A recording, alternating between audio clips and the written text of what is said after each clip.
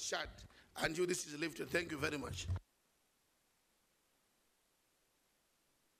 Merci beaucoup, cher collègue. Thank you, honorable colleague.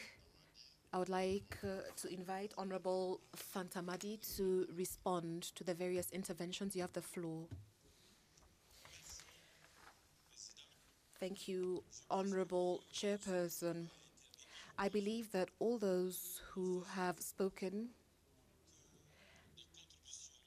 have made excellent contributions.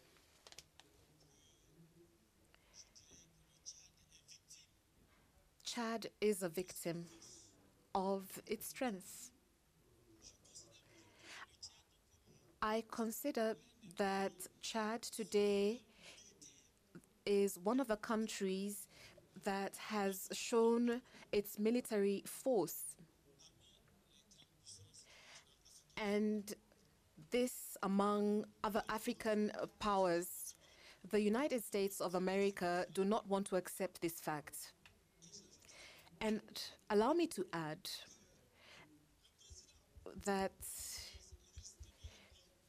President Idriss Déby Itno, President of Chad, he sent one of his sons to lead the troops to Mali, and he went to clean up the mess and to ensure that Mushao, Acme, and other areas were wiped off terrorism. So US forces were not present during this operation.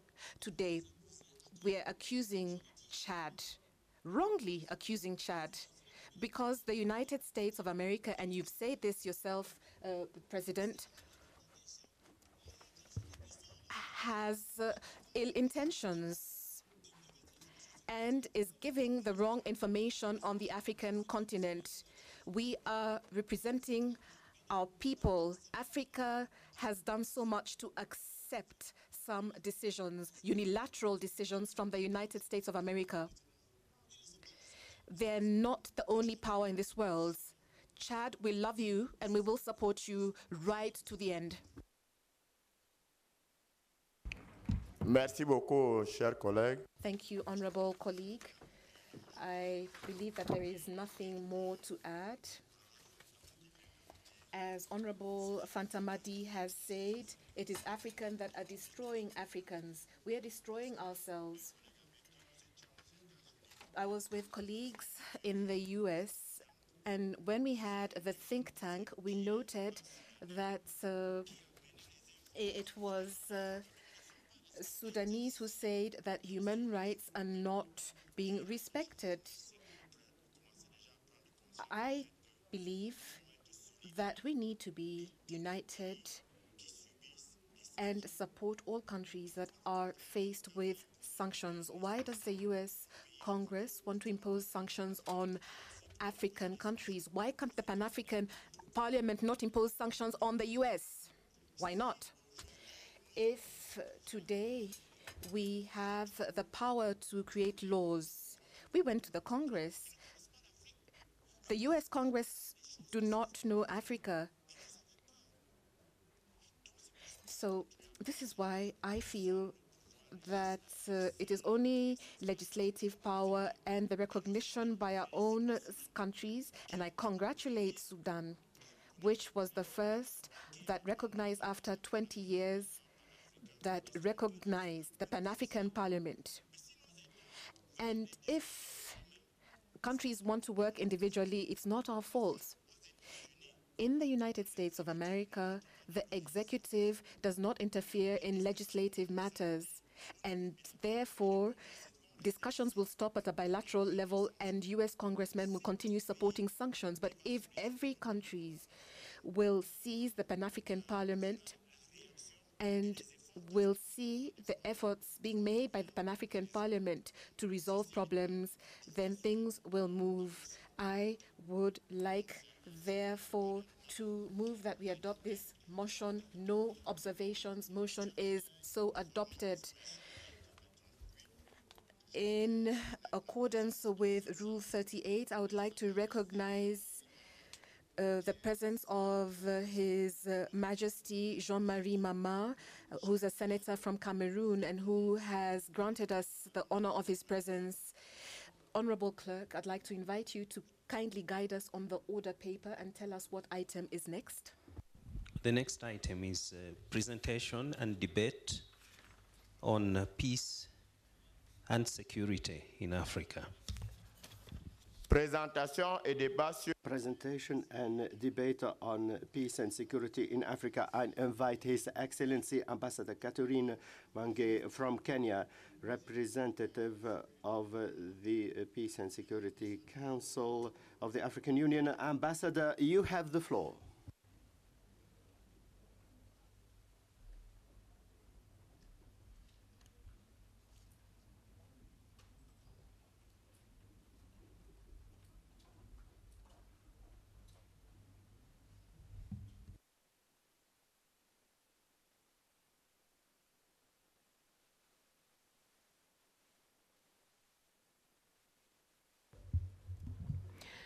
Honorable Speaker of the Pan-African Parliament, honorable members of the Pan-African Parliament, ladies and gentlemen, greetings to you all. On behalf of the Peace and Security Council of the African Union, I would like to first of all express sincere gratitude to the Pan-African Parliament for inviting the chairperson of the Peace and Security Council to participate in this 5th ordinary session of the 4th Pan-African Parliament. Unfortunately, the current chairperson of the PSC could not make it due to other pressing commitments.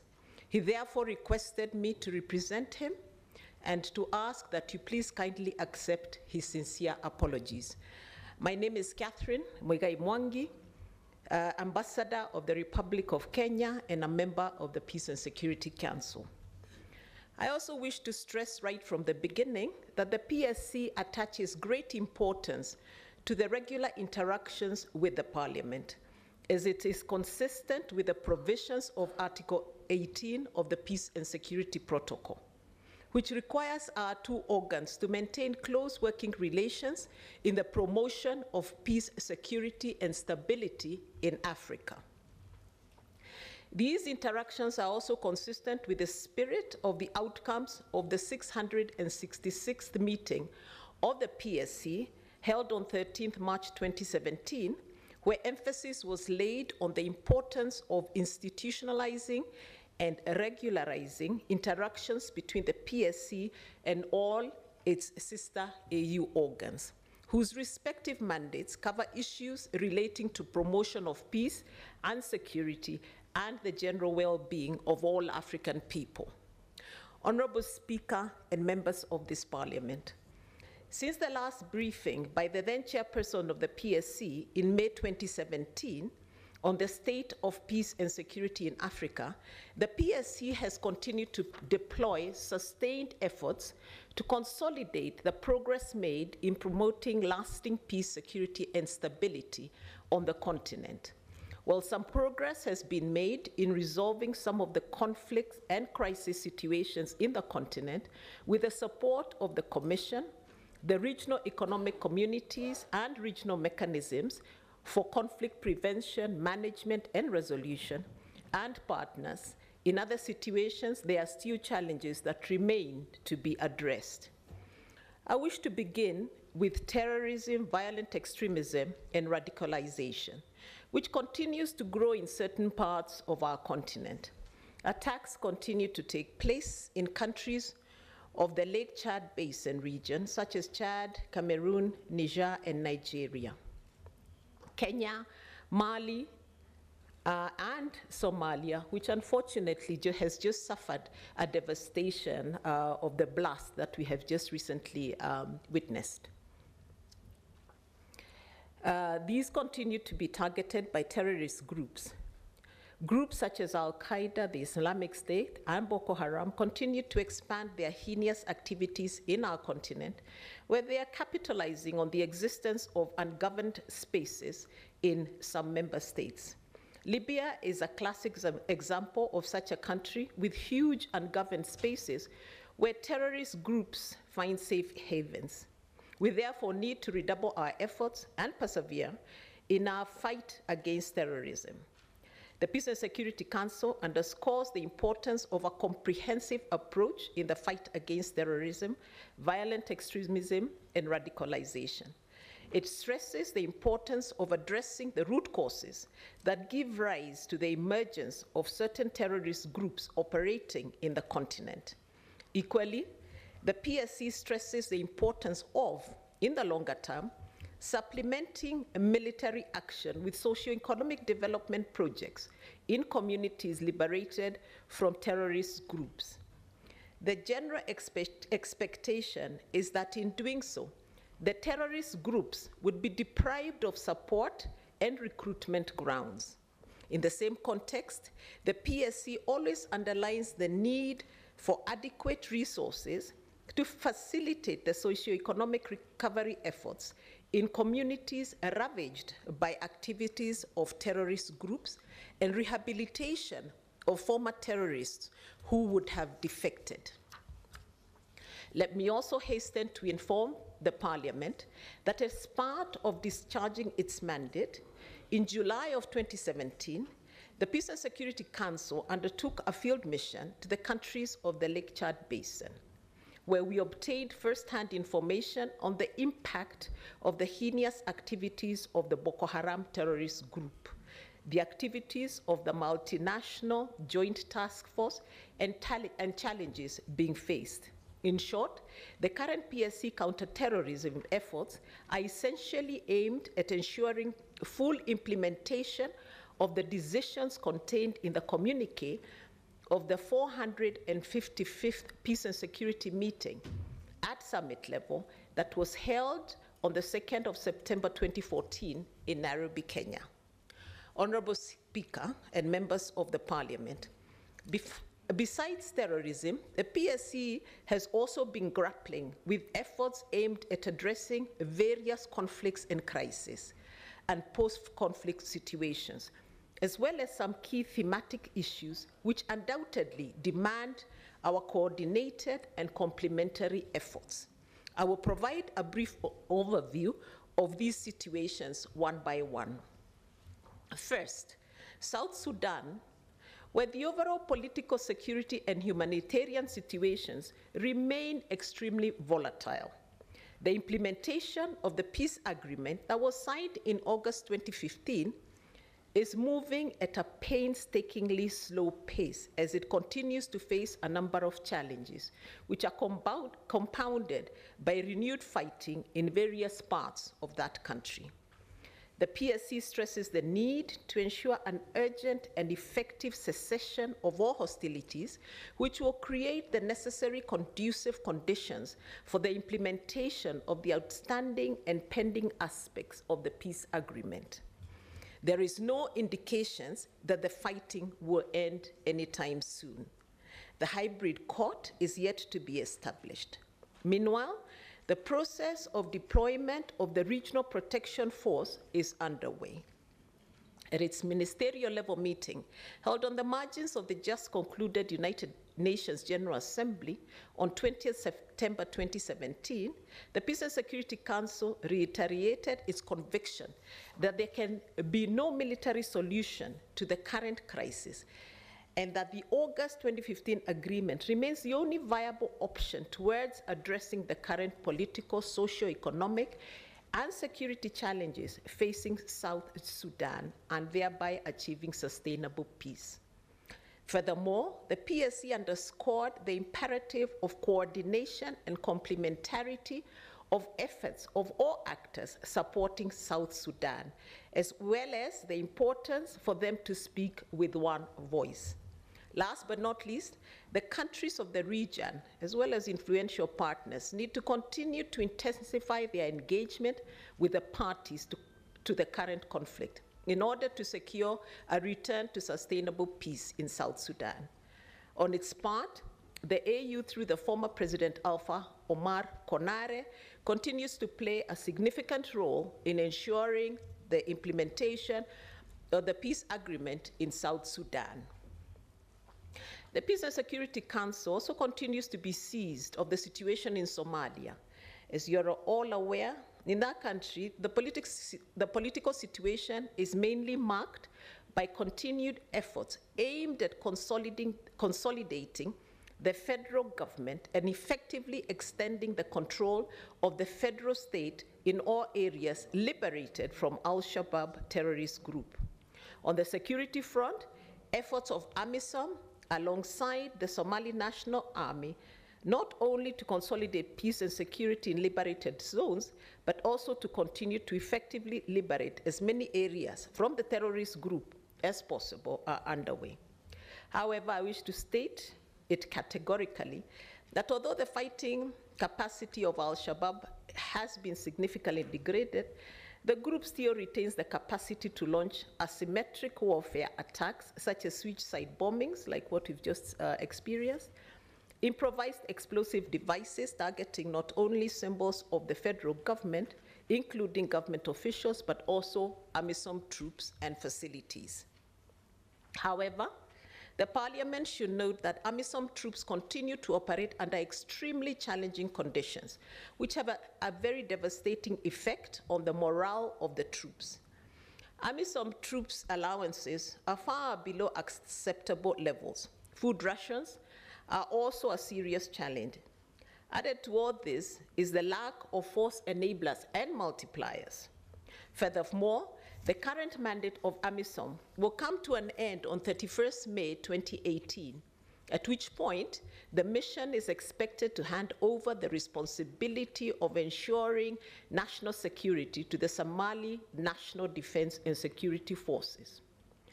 While we remain optimistic, there's every reason to be pessimistic that come to 31st May 2018, the Somalis would not have acquired the necessary capacity to take over from AMISOM within the framework of their national security architecture. This means that all the gains and momentum achieved to date may be reversed as a result of the security vacuum that can be potentially created as a result of a premature withdrawal of AMISOM. Meanwhile, the UN has been persistently reluctant to transform AMISOM into a UN peacekeeping operation. In light of all these challenges, the PSC has continued to call on the UN Security Council to enhance its financial support to AMISOM through the utilization of UN-assessed contributions, bearing in mind that deploying a mission in Somalia, the AU is acting on behalf of the UN Security Council, which has the primary responsibility for the maintenance of international peace and security, and aims at creating conditions conducive for the long-term stabilization and reconstruction of Somalia. Somalia also continues to grapple with a dire humanitarian situation, which was worsened by the drought spell which ravaged the Horn of Africa region. Many Somalis have lost their livelihoods. As such, the PSC has continued to call for enhanced humanitarian support to be extended to the federal government of Somalia for purposes of drought mitigation to the affected populations. The PSC also remains seized on the situation in the Democratic Republic of Congo. The current political situation remains tense due to differences among the political stakeholders within the context of challenges in the implementation of the 31st December 2016 agreement. The security situation is also very volatile, particularly in the Kasai region. This is further compounded by increasing reports about the return of the M23 elements in the eastern parts of the country. The resurgent instability has resulted in a very serious humanitarian crisis in both regions. This should be addressed urgently. However, the countries of the region continue to deploy relentless efforts to avert a serious crisis in what is already a delicately volatile political setting.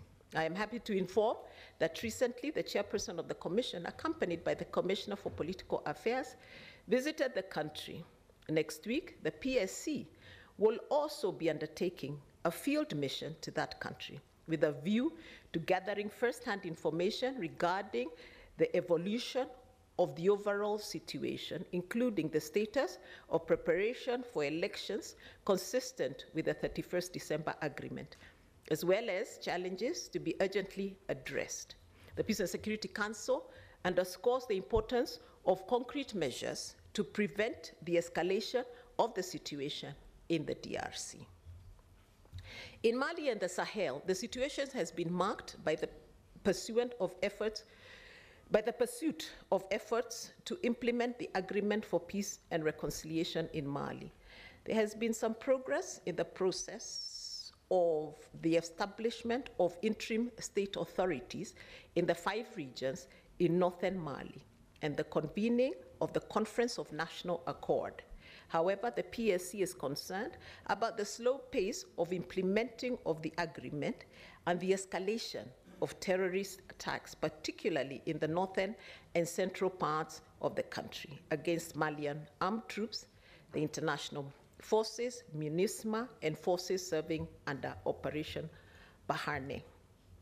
I wish to remind the Honorable Speaker and members that at its 679th meeting held on 13th April 2017, the Peace and Security Council endorsed the G5 Sahel Strategic Concept of Operations, CONOPS, for the speedy deployment of a regional intervention force in northern Mali to combat terrorist and criminal groups operating in this part of the country.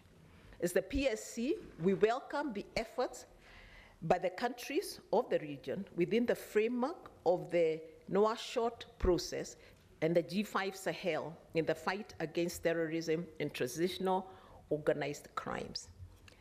The G5 Sahel Joint Force is fighting terrorism, drug and human trafficking.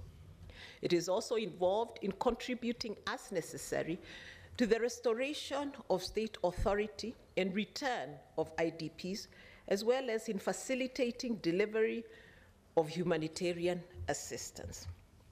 Looking ahead, the PSC reiterates the importance of establishing a strong and credible Malian National Defense and Security Force and of implementing the agreement in its letter and spirit. Recently, the PSC received a briefing by the International Committee of the Red Cross on the dire humanitarian situation not only in Mali but also in Niger. The PSC stressed the importance of a holistic approach in addressing the situation on the ground, which addresses also the root causes of the current situation and seeks to rejuvenate the livelihoods of the affected populations. As with other country situations, the PSC is following closely the evolution of the situation on the ground. The situation in Libya also remains of great concern to the Peace and Security Council. Currently, there is a persistent political impasse and a worsening security and humanitarian situation, which requires our sustained attention. At its 719th meeting, held on 14 September 2017, the PSC received a briefing on the situation in Libya and the outcomes of the 4th meeting of the AU High-Level Committee on Libya, held on 9 September 2017 in Brazzaville, Congo. The PSC is convinced that there can be no military solution to the current crisis. The AU continues to closely follow the situation to make sure that the Libyan political agreement is fully implemented. In addition, the AU is assisting in efforts aimed at institutional reforms, including in the security sector, as well as in promoting national reconciliation in Libya. Furthermore, the AU is deploying efforts aimed at strengthening existing regional security arrangements, including the Nouakchott process, as an intelligence gathering and sharing platform to better prevent extremist groups based in Libya from launching attacks in the region and in the neighboring countries. But bearing in mind that Libya is united by one common language, religion, and culture, it is important to strongly condemn all forms of external interventions and interference from whatever quarters in the internal affairs of Libya, because such interventions will undermine AU efforts and the overall search for lasting solution to the crisis obtaining in that sisterly country. Over and above all, however, the PSC believes that ultimately the solution to the crisis in Libya lies primarily in the hands of the Libyan people themselves. The PSC underscores the importance of coordination of efforts by international actors providing support to the Libyan stakeholders. Another situation on the radar of the PSC is, of course, the situation in Darfur in Sudan. I wish to inform the Parliament that from 15th to 18th May 2017, the Peace and Security Council undertook a field mission to Darfur, where it took stock of progress being achieved on the ground, the current political security and humanitarian situation in that region, and the country as a whole. From the field mission, the PSC learned that the security situation in Darfur has significantly improved, including in the restive Jebel Mara area of central Darfur. However, the PSC also learned that the humanitarian situation in the region was still dire, as most internally displaced persons and refugees were still reluctant to return to their original villages due to lack of credible security guarantees and public services. This was also compounded by the existence of armed militia groups. The PSC also learned that efforts were underway with regard to the preparations for the exit of UNAMID. The PSC was informed that the tripartite working group had already concluded its work and submitted its report to the relevant authorities, and that what remained is full implementation of all the recommendations made therein. Soon, the PSC will be receiving an update on the situation in Darfur and the activities and exit of UNAMID. I would also like Honorable Speaker and members to inform that the situation relating to the two areas of Blue Nile and Southern Kordofan remain unresolved to date. The AU high-level panel, led by President Thabo Mbeki, remains actively engaged on this issue. On a positive note, the PSC welcomes the decision by the United States of America to lift the economic sanction it imposed on Sudan, and we recognize the effort of this Parliament in that matter, which may potentially unlock opportunities for addressing some of the outstanding issues, not only within Sudan, but also between the Sudan and South Sudan. Another important case that has remained on the agenda of the Peace and Security Council is the situation in Western Sahara, a conflict which, as many of you would agree, has been on the decolonization agenda of the United Nations for over 50 years, but to date still remains unresolved. The AU's position is clear in this case. Western Sahara is a case of decolonization in our hands, which demands an urgent solution to ensure that the Sahrawi people express their will through a self-determination referendum. It is hoped that now, with Morocco back as a member of the AU, the process of solving the issue will be expedited. The last UN Security Council resolution and the withdrawal of forces of both parties from Gekiarat generated euphoria and optimism. The PSC has also been closely following and accompanying stabilization and recovery efforts in such countries as the Central African Republic, the Gambia, and Guinea-Bissau, with a view to preventing relapses. Honorable Speaker, honorable members of Parliament, besides the country-specific conflict and crisis situations that I have highlighted, the PSC also focused its attention on a number of other important thematic areas. Among these thematic areas include elections in member states, the fight against hate crimes and the ideology of genocide in Africa, national reconciliation, the role of women in saving lives in dangerous security environments, post-conflict reconstruction and development, as well as on the AU early warning capacity. However, the PSC still faces the challenge of denials by some member states of early warning information, as well as cases of relapses in some countries that will be emerging from violent conflict situations. Therefore, all of these challenges point to the fact that a lot still needs to be done in order to successfully achieve the goal of a conflict-free Africa by the year 2020. In discharging its mandate, the Peace and Security Council has also continued to face a number of other challenges which, if not urgently addressed, can significantly undermine its efforts to effectively discharge its mandate. One major challenge, which is an open secret, is that we continue to heavily rely on external donor dependence for the funding of our peace efforts. As a matter of fact, this defeats the whole idea of African solutions to African problems. As we continue to work towards creating conditions conducive for durable peace, security, stability, and prosperity in our continent, we also have a fundamental obligation to respond more positively, wherever possible, to the constant and legitimate demands of our people, including the respect and promotion of human rights and fundamental freedoms. Peace and Security Council would also appreciate it if this Parliament could encourage member states to sign, ratify, and domesticate all existing AU normative instruments.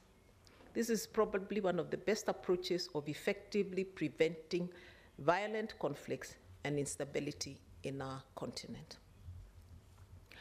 Honorable Speaker, honorable members of the Parliament. In conclusion, I'd like to stress that in order to achieve our goal of silencing the guns in Africa by the year 2020, it is critical that we further enhance our conflict prevention capacities. We need to also enhance our conflict management and conflict transformation capacities.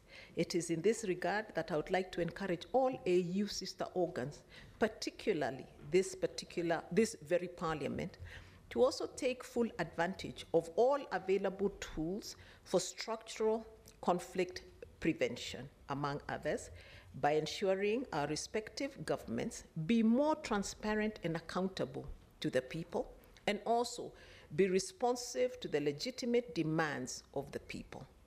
All African people are yearning for peace, security, and stability, as well as prosperity. These are achievable goals. These are goals we must all ensure are realized. I would also like to inform the Parliament that the Peace and Security Council devoted its 717th meeting, held on 5th September 2017, to a collective consultation with the AU organs and entities that deal with peace and security issues within their respective mandates, on best means and ways of further strengthening their cooperation and coordination of efforts aimed at promoting peace, security, and stability in our continent. Through this collaborative approach, we will definitely be more effective in discharging our respective mandates in a complementary manner within the framework of the Africa Peace and Security Architecture, APSA. Indeed, it is also through such collaborative approaches that we will collectively and in a complementary manner be better able to effectively implement the AU Master Roadmap of practical steps for silencing the guns in Africa by the year 2020, and by extension, creating the conducive conditions for achieving the goals of Agenda 2063. Thus, collective and complementary efforts constitute important success factors in any efforts aimed at achieving the goal of silencing the guns in Africa by the year 2020. I wish to use this opportunity to remind the Parliament that in order to put to effect the decisions adopted at the 666th Peace and Security meeting, our two organs should begin to consult with a view to agreeing on an ideal date and venue for our annual joint consultative meeting.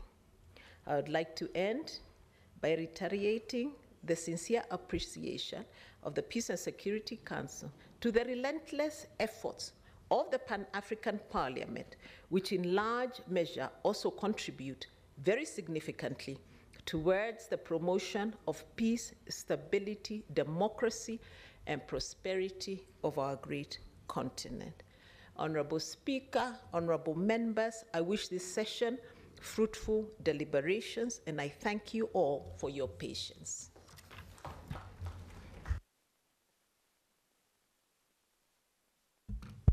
Thank you very much, Madam Ambassador. And now I give the floor to the clerk for the next item. Clerk, you have the floor.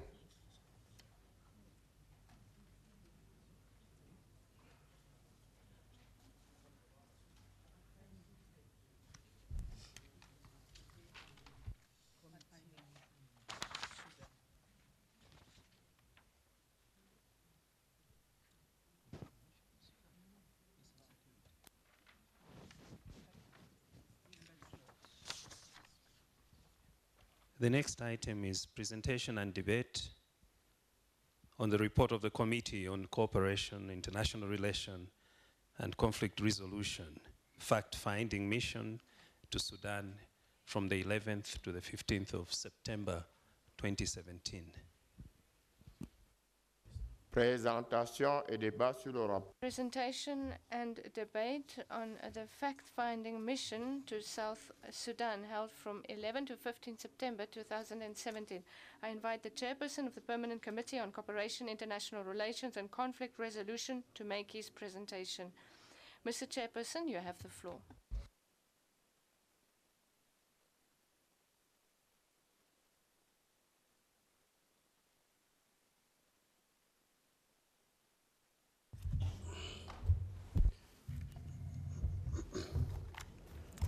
Thank you so much, Mr. President. May I kindly take this opportunity to thank you, the members of the Bureau, honorable members, invited guests, ladies and gentlemen. May I first and foremost take this opportunity on behalf of the Committee on Cooperation to thank you, Mr. President, under your leadership and the honorable members at large for the support that you have accorded to the Committee on Cooperation over the past few years. In particular on missions, on fact-finding sessions where we have a number of conflicting countries. Mr. President, on the current report on South Sudan, I'm so optimistic all of us have got the copies in different languages. May I first and foremost start by the introduction of the report.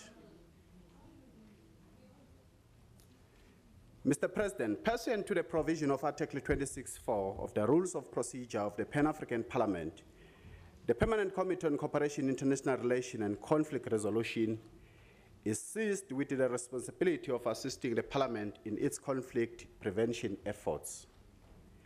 In line with the promotion of human rights principles, good governance and democracy in Africa, the Pan-African Parliament resolved to send a fact-finding mission to the Republic of South Sudan to understand the political, peace, security, and humanitarian situation in the country. Mr. President, the report seeks to present an independent analysis of the situation in South Sudan with a view to bring to the attention of the Parliament the current status in the country and establish and as well as express the will of the people of South Sudan. The Republic of South Sudan is a landlocked country in the East African region.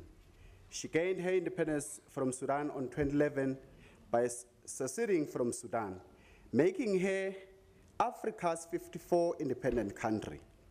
Her neighbors include Sudan on her north, Ethiopia on the north and east, Kenya, Uganda, and the Democratic Republic of Congo mainly border the southern part of the country, with Central Republic bounding to the west.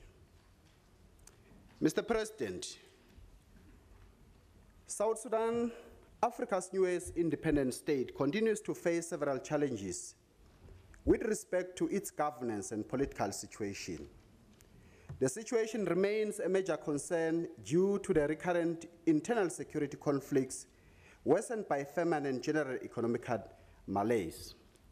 Notwithstanding the challenges, the AU representative to South Sudan, His Excellency former President Alpha Kone, is supporting the implementation of the agreement on the resolution of the conflict in South Sudan, signed in August 2015 in Addis Ababa, Ethiopia. The implementation of the process is, however, hampered by intermittent armed conflicts between forces loyal to former First Vice President of South Sudan, Dr. Riek Machar, and those loyal to government and South Sudan People's Liberation Movement on one part, and the other part, the mushrooming of various uncontrollable armed groups with different and questionable agendas. The growing number of displaced persons in camps continue to serve as a breeding grounds for various armed groups. Further to this, combating approaches by regional powers on how to address the problem is also frustrating efforts underway, Mr. President.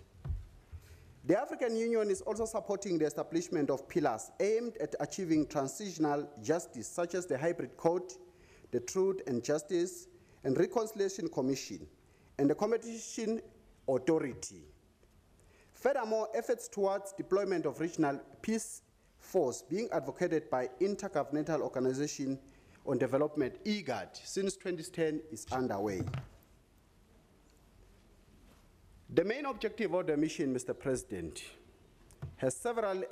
we have several received reports on the situation of South Sudan and continues to be seized with the matter as Pan-African Parliament, in particular the Committee on Cooperation. The protection of civilian and humanitarian situation remain a source of concern. The objective of the Pan-African Parliament fact-finding mission to the Republic of Sudan is in accordance with its advisory role and in line with the objective of promoting peace, security, stability, and the principle of human rights, as well as promotion of democratic culture, good governance, transparency, and the member states. Transparency and the rule of law at all levels within the union bodies, regional communities, and the member states. It is further in line with the head of state directive to continue to monitor the situation in the country and inform them on any impending situation that may need their intervention. So, Mr. President, it was so imperative for us as a committee to go to South Sudan and get information on the current political situation in that country, understand the peace and security situation in the Republic, establish the humanitarian situation on the ground, especially on the issue of nationals that has fled to neighboring countries, understand the socio-economical situation in the country, and make recommendations to the plenary of Pan-African Parliament about the situation. The mission was composed of the members outlined in the report. In undertaking the mission, Mr. President, the mission, through the President of the Pan-African Parliament, we wrote a letter to the Speaker of the Transitional National Legislative Assembly and to the Speaker of the Council of State in the Republic of South Sudan to seek their assistance in facilitating the fact-finding mission. The invitation stated the reason for the mission and the request to facilitate appointments on behalf of the mission with local institutions that would provide appropriate and insightful information on the current situation in South Sudan.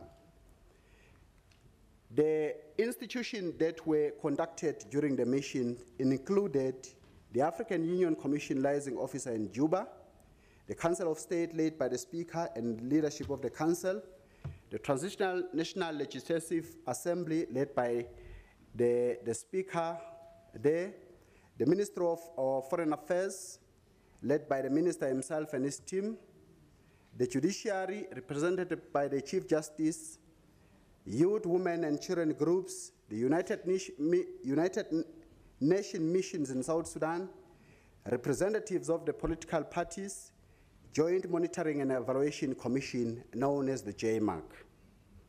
Mr. President,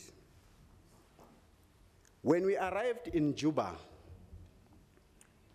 our point of entry as one of the bodies to the AU, we felt it was very important for us to begin by interacting with the AU representative in Juba. It is during that conversation that we gathered the following information. Having met he thanked the Pan-African Parliament for undertaking the mission, noting the voices of the representative of the Pan-African people have been missing in the dialogue with the people of South Sudan. In his brief, Ambassador Prof. Bissaro noted that he has witnessed South Sudan grow from leaps and bounds, but sadly, since December 2013 to date, the events witnessed in the country did not reflect the gains of the 50-year struggle of the people of South Sudan. The senseless war which has been experienced in the country were too much straight at coming from the independence in 2011. The wars, he observed, were about struggling for leadership within the Sudan's People Liberation Movement, known as SPLM, the party that liberated the country to independence. The differences had degenerated into seemingly ethnic war between the Dinka ethnic group with His Excellency Salva Kiir and the Nue ethnic group that the former Vice President Dr. Riek Machar belongs to. South Sudan has 64 ethnic groups, but the Dinka and the Nue are the largest in the country. In his brief, he pointed out that in August 2015, the sub-regional organization, Intergovernmental Authority on Development, IGAD, together with the African Union, the international community brokered an agreement amongst the warring faction. The agreement on the resolution of the conflict of Republic of South Sudan, which presented a roadmap of ending the conflict, South Sudan, and the formation of a transitional national government. The agreement was signed by the main factions led by His Excellency, the President Salva Kiir, and the Commander-in-Chief of the National Defense Forces of South Sudan, as well as His Excellency Dr. Riek Machar as the Chairman and Commander-in-Chief of SNLPM in opposition, as well as Pagan Oken for the former detainees. The political parties, Mr. President, we have to point it out that during the signing of the agreement, they didn't sign, they were not part to the signing of the agreement for various reasons.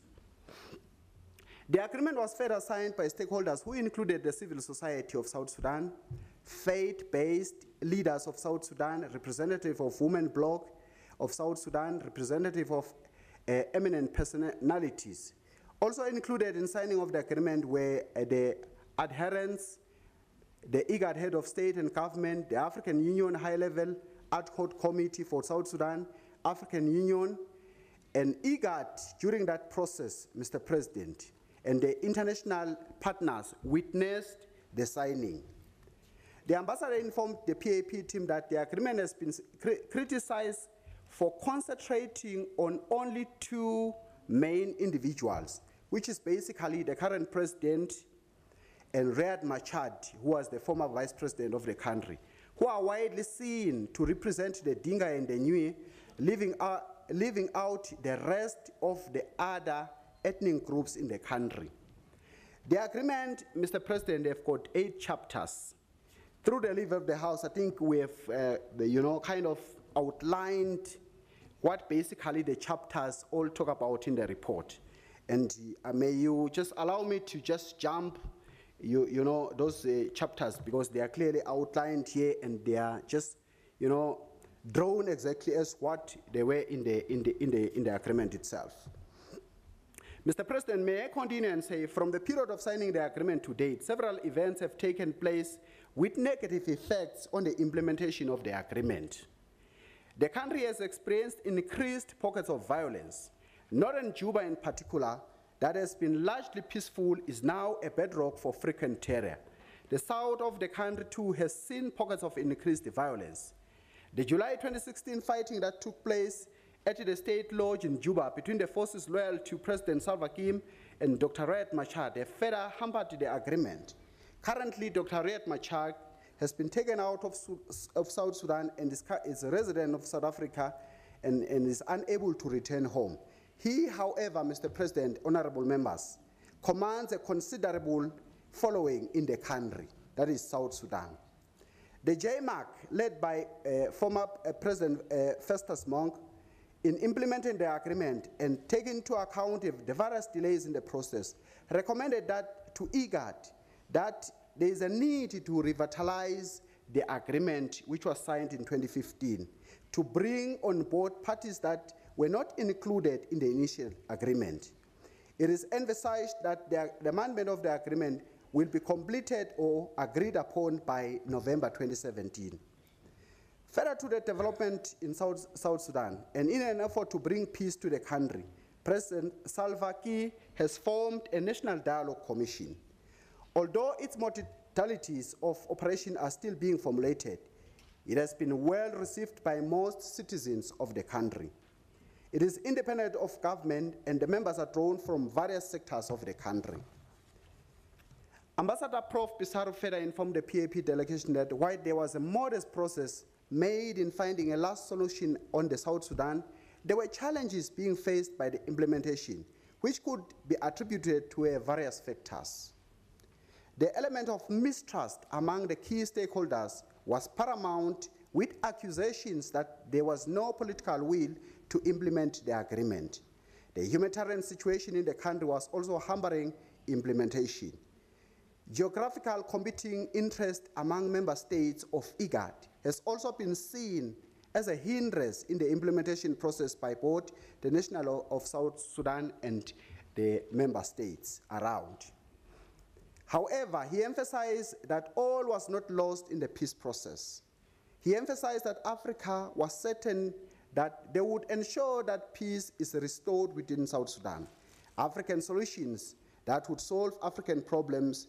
He was certain that the head of state, seized with the matter, would not allow South Sudan to decay into further anarchy. Mr. President, we also visited the Speaker of Council of States.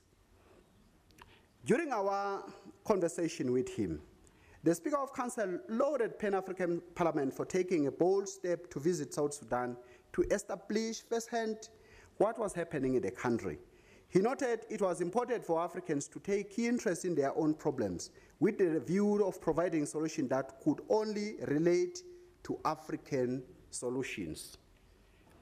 The Western media, who did not quite understand the local dynamics, the Speaker noted that most of the information that was reported by the Western media, who did not quite understand the local dynamics, and hence tended to report things from a skewed perspective. In turn, this intent did not help the country, as it further fueled disagreement within the country. With the implementation of the agreement, he informed the PAP members that the sharing of power and position, Parliament had also taken this into account and accorded different ethnic groups leadership on both the Transitional National Legislative Assembly and the Council of State, as well as the leadership on various House committees. Referring to the agreement, the Speaker noted that its implementation has been delayed and may be a major contributor to the tension in the country. His biggest criticism of the agreement was that the agreement allowed for formation of two armies within the country, that is the National Defense Forces of South Sudan and those from the SPLM in opposition, each reporting to two principles respectively. This, in his perspective, was a clear recipe for disaster. It is therefore no wonder that the clutches that the 2016 attack at the presidential was a problem of the two armies. Taking on the benefits of the national dialogue that has been initiated by the president, he was hopeful that it will help the country move forward by bringing on board everybody, and he called upon the opposition to join the dialogue. He noted that Africans were known to solve their problems through dialogue, and he therefore encouraged neighboring countries and the citizenry at large within the country and those refugees elsewhere to come home and participate in the dialogue. The inclusivity of all is paramount. Hence, he was of the opinion that even Dr. Riek Machar should also be encouraged to participate in the dialogue. The differences in South Sudan were drawn along tribal lines, mainly the Dinka and the Nwe. However, other tribes were now also involved in leaning towards one of the two tribes as they perceived this as the only way of also being included in the dispute solution. It is therefore important to find a methodology to deal with these issues. Mr. President, honorable members, we then met the Speaker at the Transitional National Legislative Assembly. During our interaction, Honorable Chol, who is the first Deputy Speaker, on behalf of his Right Honorable Anthony Lino, who was away on official duty, he pointed out that the team on South Sudan's journey post 2015, as prescribed in the agreement, the Transitional National Legislative Assembly put in place within the inclusiveness of political parties. From the 23 political parties in the country, only 4 are not represented in the parliament. The SPLM and the SPLM in opposition occupy the majority of positions due to their size and numbers. The focus on the TLSM is economical development, hence the desire to correct and solve the problem of South Sudan. The Speaker noted that the problem of South Sudan was mainly to do with the struggle for power. It has begun as a conflict between the leaders of the SPLM, but took on as a tribal conflict that resulted in the split of the party into two, with President Salva, who is the Dinka, retaining the SPLM faction in government, and Dr. Machar, who is the Nwa, remaining his faction as SPLM in opposition. And this fact, coupled with the issue of having 2 armies in the country, did not argue well for the country, as outlined in the agreement. He intimated that Dr. Machar was not content with being the vice president and wanted more. Hence, he was running a parallel power pool within the country that culminated in the July 26 fighting along the presidential palace. South Africa is currently hosting Dr. Riek Machar to allow for calm in the country. In his absence, and in line with the SPLM opposition manifesto,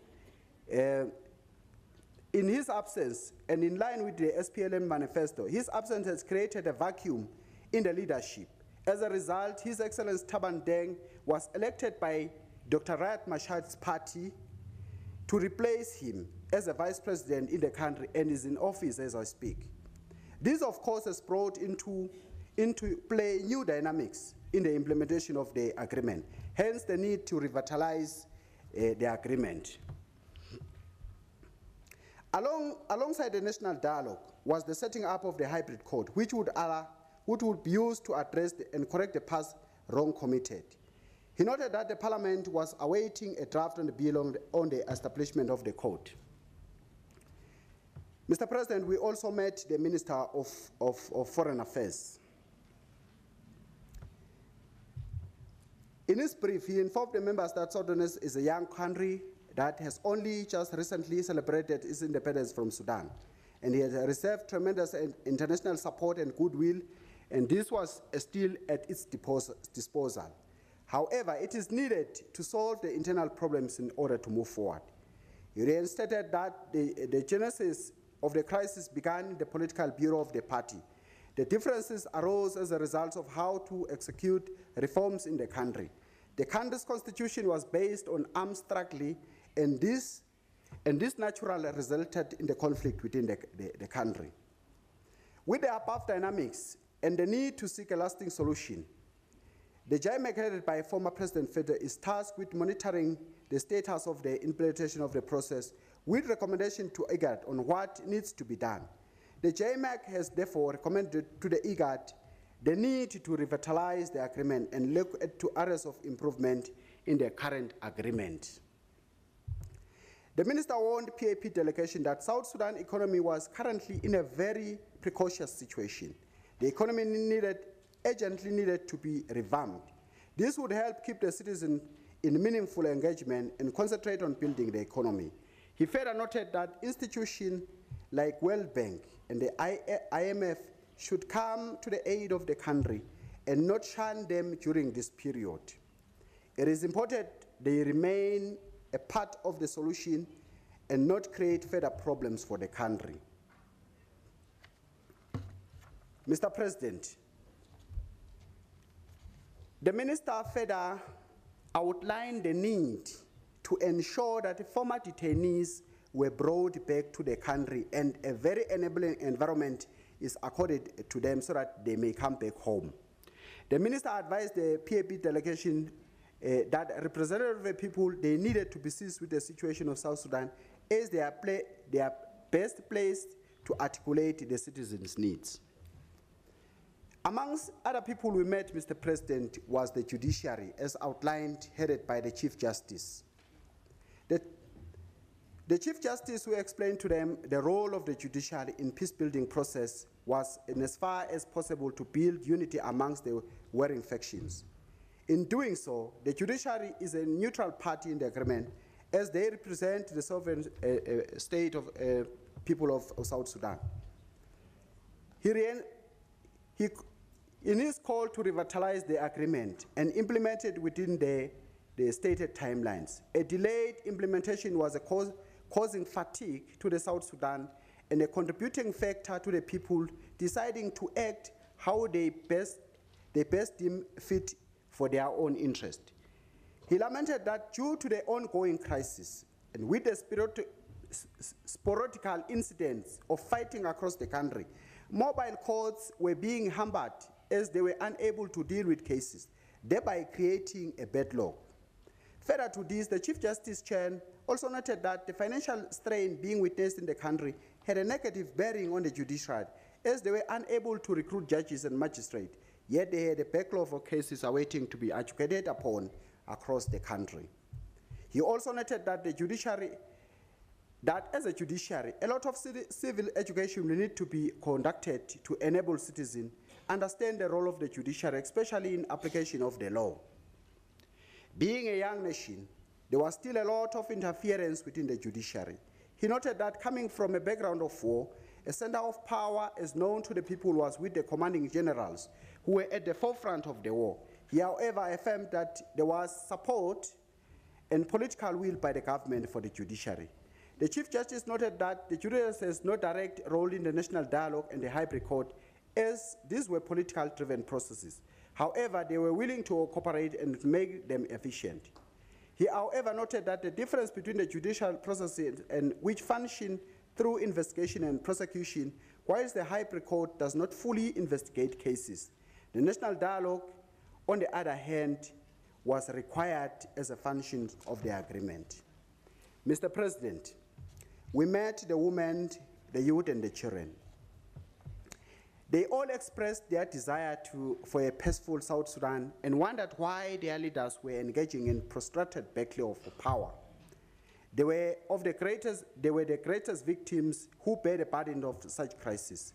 The prolonged conflict in South Sudan has resulted in women and children being displaced from their homes, and most of them, they are living in the IT camps within the country. They noted that they were unable to engage in meaningful and gainful employment as a result of the war. Despite this, women were looked down upon and treated as second-class citizens. They noted that women had also been undermined in the peace process. The youth cried that they were not being given opportunity to grow and build their capacity for the future. They further informed the team that due to the ongoing crisis, a lot of university students were unable to finish their studies timeously due to the constant interruption in their school's calendar. They also noted that there was a high rate of teenage pregnancy, which was attributed mainly on rape, early marriages, and lack of sex education. The groups advocated for the national dialogue to enable them to talk and share their frustration while looking for a long-lasting solution. We also met Mr. Dubis from the UNIMIS, Mr. President. Mr. President, We also met the representative of the political parties. There are 24 political parties in South Sudan, with 19 being represented in parliament. The 5 that are not represented have also been included in the political process. Mr. President, all these political parties, they pointed out that the problem that we are facing in South Sudan was a result of a power struggle within the party, the Liberation Party, and the forces belonging to different ethnic groups. Some of them condemns the war of 2013, which was supposed to bring about constitutional change through a bullet, according to their understanding. And they pointed out that that resulted to the 2015 agreement, which was brought by IGAD, and its delayed implementation further led to the SPDM in government and that in opposition engaging in further mistrust, culminating in the July 2016 crisis at the presidential palace. The political parties noted that there was a need for political settlement and advocated for the national dialogue at 3 levels. That is the grassroots level, regional conference, and national congress. The dialogue, they agreed, would result in cessation of hostilities, seek to address the root causes of the conflict, and resolve the time frame for holding general election. On the issue of election, some parties felt that priority of election should be on the final stage after solving the internal squabbles and problems first. They noted that currently South Sudan is very polarized, and election would simply entrench this rather than to solve the problem. They also noted that as political parties, they too were in permanent fear of their lives, especially if they did not toe the line. They decried the current insecurity in the country, which resulted in extrajudicial killings, but nobody speaks about them. Some political parties felt being excluded in the political process, and there were those who explained to us that they've only been included in the process in the past 2 months.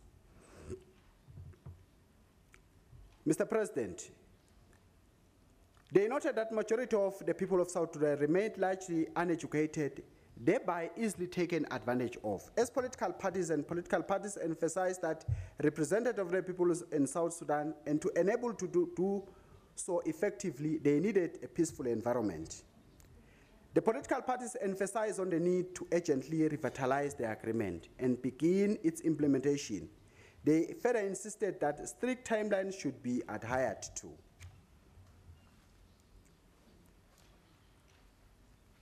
Mr. President, the report also highlights the plight of the displaced person in South Sudan.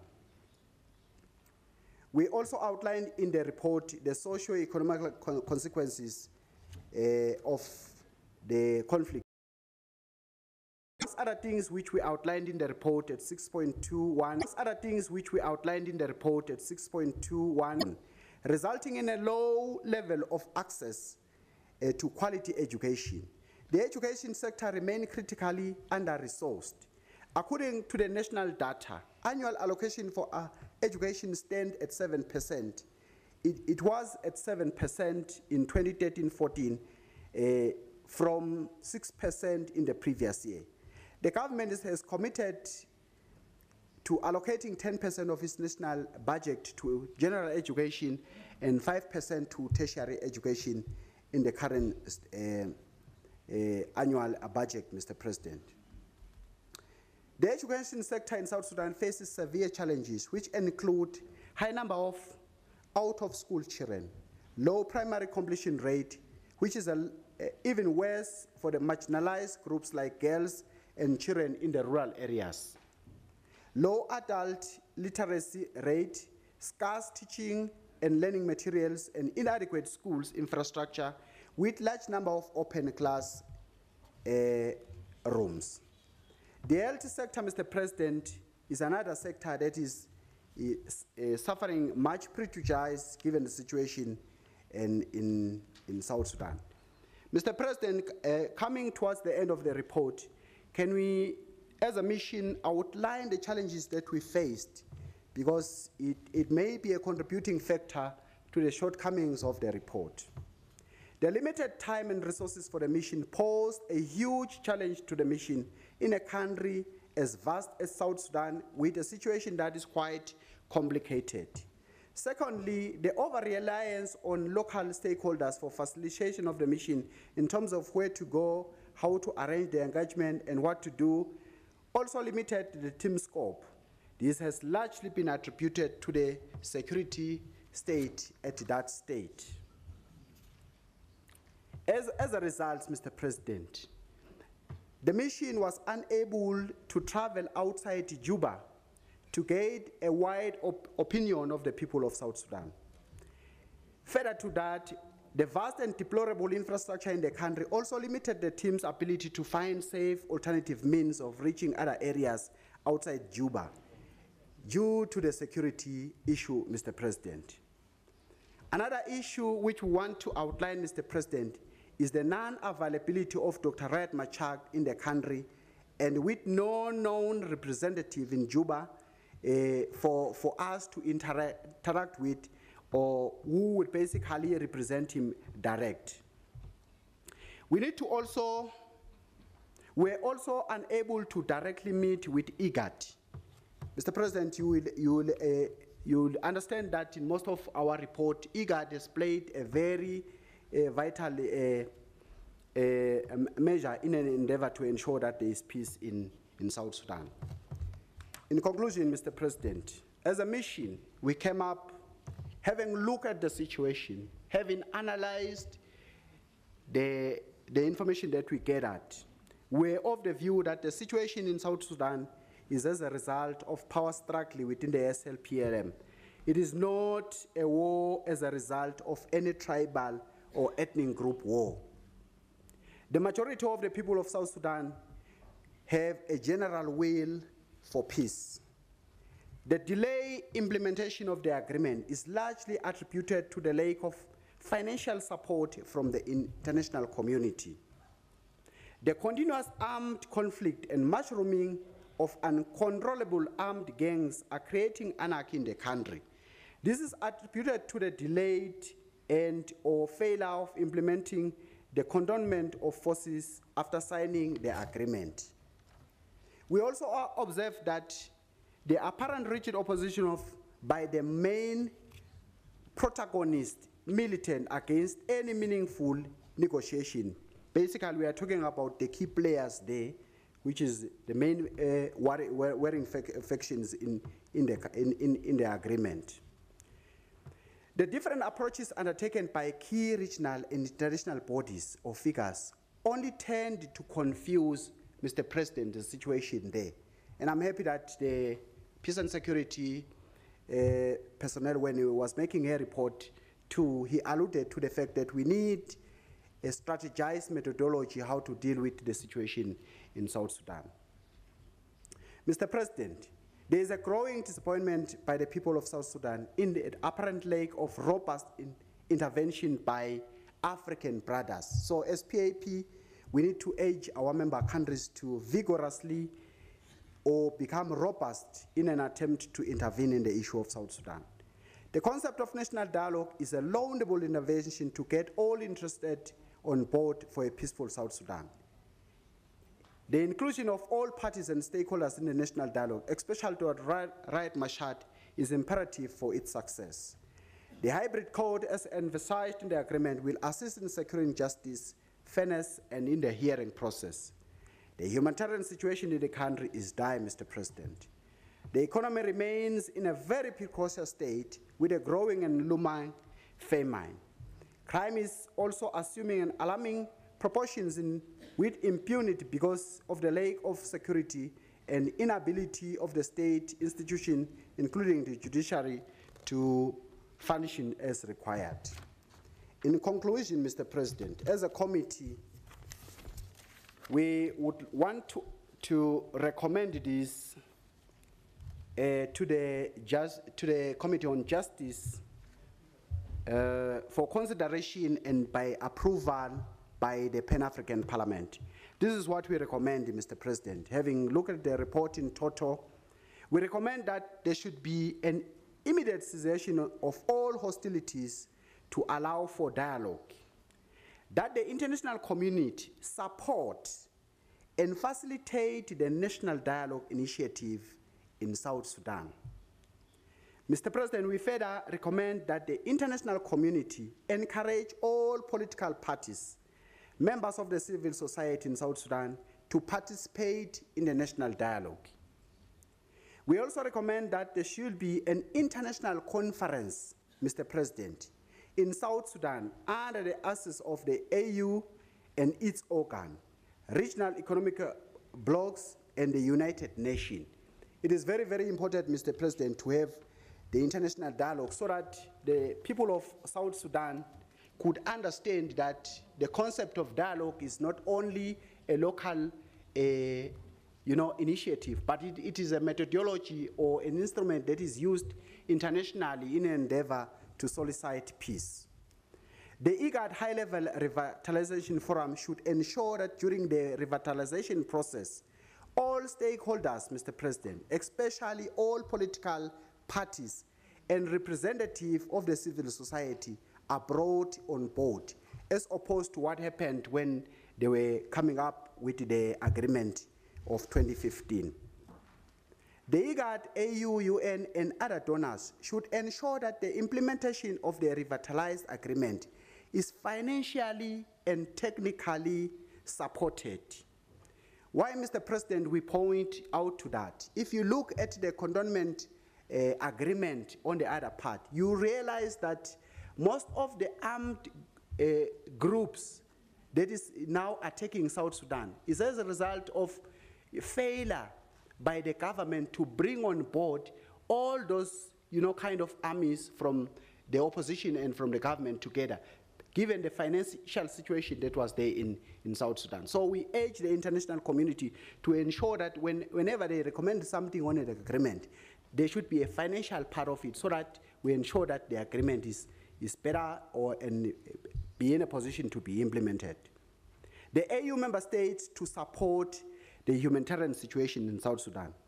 It is fundamental, Mr. President. When we met the AU representative, he even recommended to us as a mission to say, if we were to donate blood to the people of South Sudan, and I would also urge you as members of the Pan-African Parliament, given any conflict in the country, blood is one essential element that would serve the people. So it is important that Africans should find it upon themselves that we should be the one helping in the issues of humanitarian in South Sudan. So that's what we are recommending here. To the international community to continue and support the humanitarian situation in South Sudan, that Pan-African Parliament should form part of the negotiation and conflict resolution mechanism together with IGAD. We are the people's representative on the ground. So we need to put our voice in every negotiation that we have, that the AU and its bodies have on. The IGAD should revisit the requirement to have a hybrid code as opposed to the Truth and Reconciliation. The Committee of Cooperation and Conflict Resolution continues to monitor the situation in South Sudan and advise the Parliament accordingly. We wish to extend our gratitude to the Parliament of South Sudan for their facilitation provided during the mission, and it is further thankful to all organs and institutions that availed themselves to meet with and discuss frankly the matters relating to South Sudan. Thank you so much, Mr. President.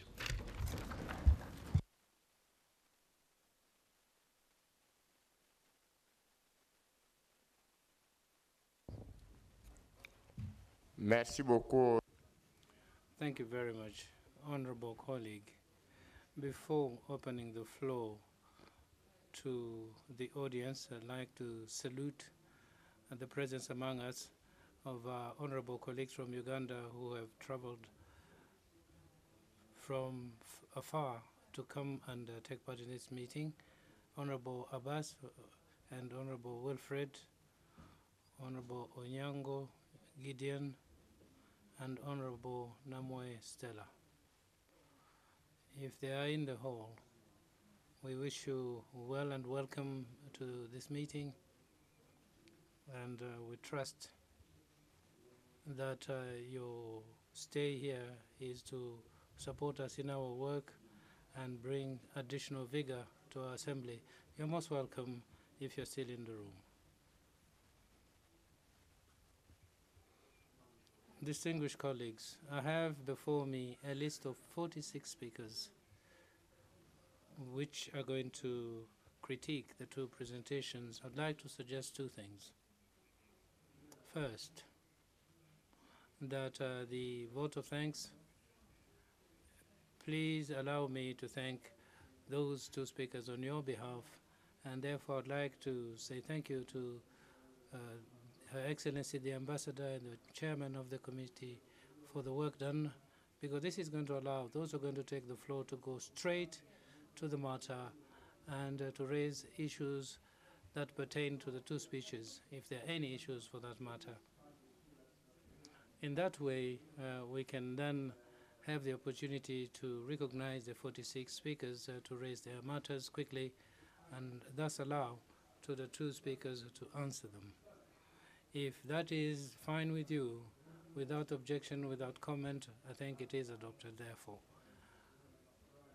Your Excellency the Ambassador, we thank you on behalf of all the MPs of the Pan-African Parliament for the report, and take this opportunity to thank the chairperson of international settlement issues, and also to deal with the issues that are very difficult to deal with in South Sudan. So I have before me Honorable Rumba Wakia from Burkina Faso first. You have the floor, sir. Ma'am. Thank you, Mr. President. So I'll skip the vote of thanks. And again, let me express a concern, because I've followed with keen interest the presentation of the ambassador from Kenya. Therefore, allow me to say my concern to her. And let me begin to think about the mandate of the Peace and Security Committee.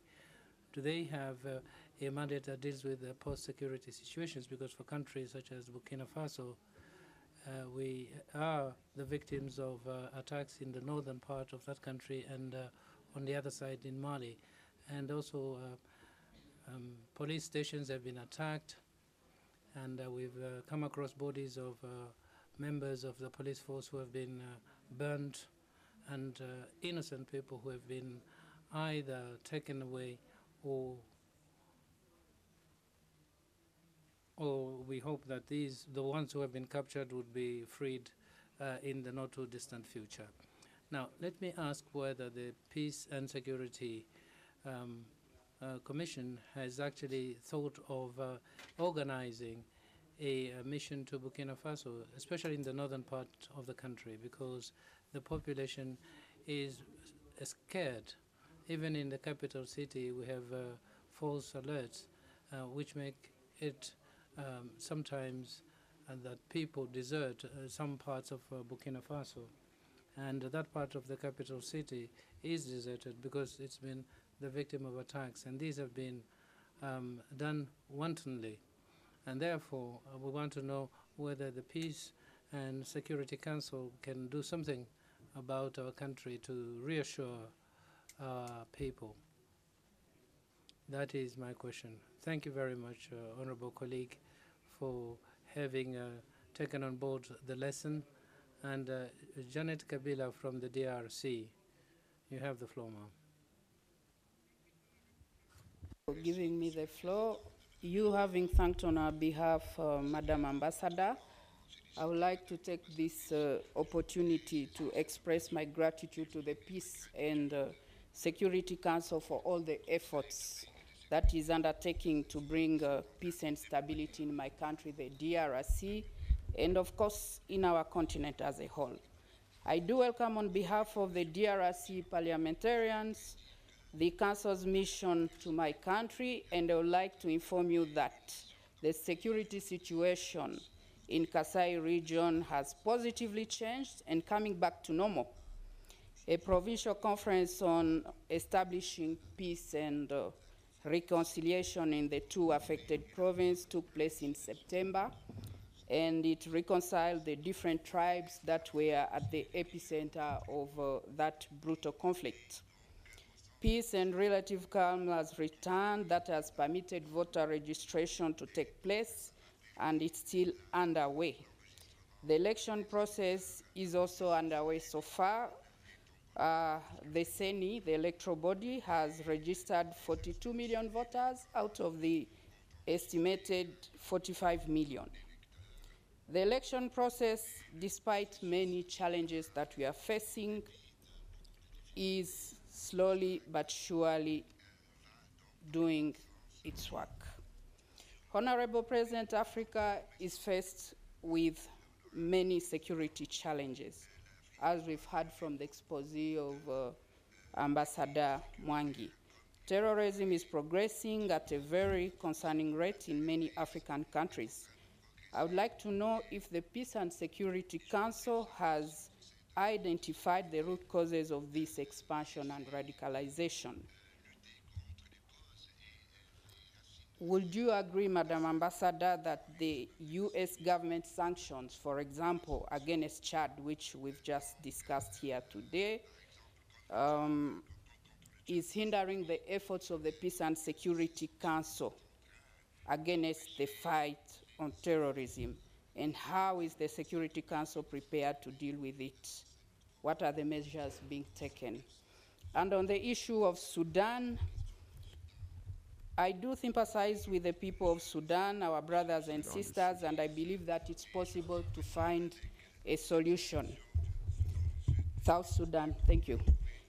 You know, my country, the Democratic Republic of Congo, went through a very brutal war, a war of aggression, and a civil war also in 1998, 2001, and 2012, but we were able to come out of it because the people of the DRC were determined. And we were the first country in Africa, I would say, to have one president and 4 vice presidents. So I would call upon our brothers from Sudan, the members of parliament here. We have a good experience in the DRC, and we do still believe that dialogue is the only way out, because the war can continue for many years, but at the end of the day, people will always go back to the table, the negotiating table. And we are available to assist with that since we have a very good experience. Thank you. Thank you very much, dear colleague. And now I want to go to Honorable Mustafa Abdelaziz El Gandhi from Egypt. Not in the chamber. Now give me the opportunity to give the floor to Honorable Gaza Bayet Loyalala from South Sudan.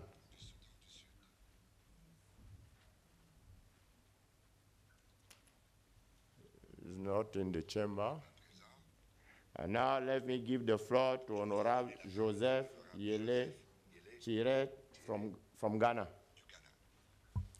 Thank you, Right Honorable Speaker, for the opportunity to also make comments about these two presentations. First of all, you will notice that the right thing was done when our Permanent Committee on Cooperation and International Relations made a fact-finding visit to South Sudan. I think that this could have been done earlier to be able to get parties that have conflict. In our relations as a parliament, we should intervene early enough to talk to the parties, particularly political parties. If you wait until the conflict has started, the difficulties that they are pointing out to us on page 16 as challenges, you go, you cannot meet the people who have been suffering as a result of this conflict. Today, you see all over Africa that some political parties have difficulty understanding the processes of their constitution. And I think that the regional caucuses and the regional parliaments of Africa ought to be intervening. You are not going to interfere in the internal affairs of the countries. What you want to do is to have people listen to their concerns. Currently, we have reports in the media about Cameroon, about Togo. I think this is about the time for us to let fact-finding missions visit them, listen to the people who are on the ground, and see whether we can play any mediation role. As a party, if there are conflicts arising out of terrorism, out of people who take the gun to overthrow a legitimate government, we should not be part of that. But when you see people are on the streets demonstrating, first, we should issue a statement by Parliament to say that the government should not kill innocent people who have been deployed in the streets. Secondly, those leaders who have deployed the masses onto the streets should be contacted and their side be listened to. One way of resolving a problem is listening to the parties to the dispute. Thank you very much for the opportunity. Thank you very much. And now I want to give the floor to Honorable Sarek Abderrahman Musa from Western Sahara. شكرا سيد الرئيس. بسم الله الرحمن الرحيم. Thank you, Honorable President, and allow me to congratulate, especially to felicitate, to congratulate ourselves as Africans for our position on Western Sahara and for the decolonization of the last country in Africa to still be under the yoke of another country.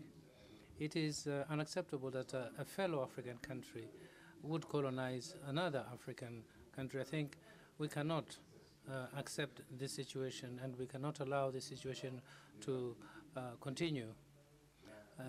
Honorable MPs, Morocco having joined the African Union, we hope that this is going to help us resolve various issues that pertain to Africa, including the one that relates to Western Sahara. And Honorable President, Honorable MPs, King Mohammed VI in his speech before African heads of state stated that since Morocco has joined the African Union, it's going to help boost development and prosperity across the continent, not to the opposite. We know that there was a meeting between the AU and the United Nations. That meeting did not succeed because of the position of the Moroccan delegation and the attempt by the kingdom to prevent the Sahrawi delegation to participate in the SAID meeting, and also the behavior of the head of the Moroccan delegation who prevented the Sahrawi delegation to enter the conference hall. And we were happy to see that the police force, though, authorized our delegation to enter the hall. Mr. President, sir, let me remind you that in 1974, when King Hassan II left the African Union, he said, and jokingly spoke in very negative terms of Africa, and said that the African Union was just a tum-tum beaters group, and thought that the African Union and Africa in general was a gang of dancers. And therefore, African countries could not go back and say that there has been no progress, because there has been a lot of progress, because what happened in Maputo has actually led us as the African Union to intervene against any country that violates the rules. And therefore, my question, Honorable Ambassador, which I am addressing to the Moroccan ambassador, is to try and find out if whether Morocco has now agreed to the return of the African component in Elion.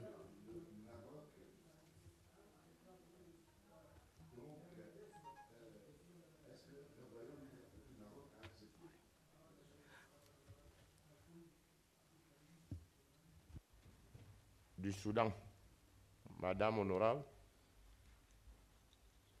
Madame n'est pas dans la salle. And now I give the floor to Honorable Ousmane Kouré Jakou from Niger. Merci, Monsieur le Président. Thank you, Mr. President. Mr. President, on the issue of peace and security,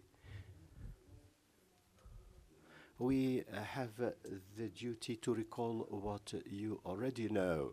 My country, Niger, like other countries in the Sahel, is witnessing a very critical situation at the moment. Let me recall that Niger is facing three challenges at three fronts. The first front is the Chad Lake with Boko Haram. Another front in the northwest of Niger, on the border with Mali and Burkina, and the third front is in the northeast. A country like Niger is deploying all efforts in the areas of peace and security. Its development efforts are jeopardized. We tend to say that there can be no development without security. You also know that following the initiative of our head of state, we established the G5. This is an initiative by our heads of state, and the outcomes are felt in our sub-region to provide peace and security. However, we are witnessing daily deaths, and our countries are saddened by this. Mr. President, dear colleagues, our institution is capable, I'm certain, under the presidency of our dear colleague Roger. Our institution is capable of doing something. In any case, this is my firm belief. Because it was capable of doing so recently, I'm sure that with the statements made today with regard to the lifting of travel ban against Chad, I'm sure that other extremely important results can be achieved. One more minute. Mr. President, the question I wish to pose is the following. What can PAP do to support countries fighting against terrorism instead of waiting for the support of the international community? Honorable Senator Pilar Jombe from Equatorial Guinea.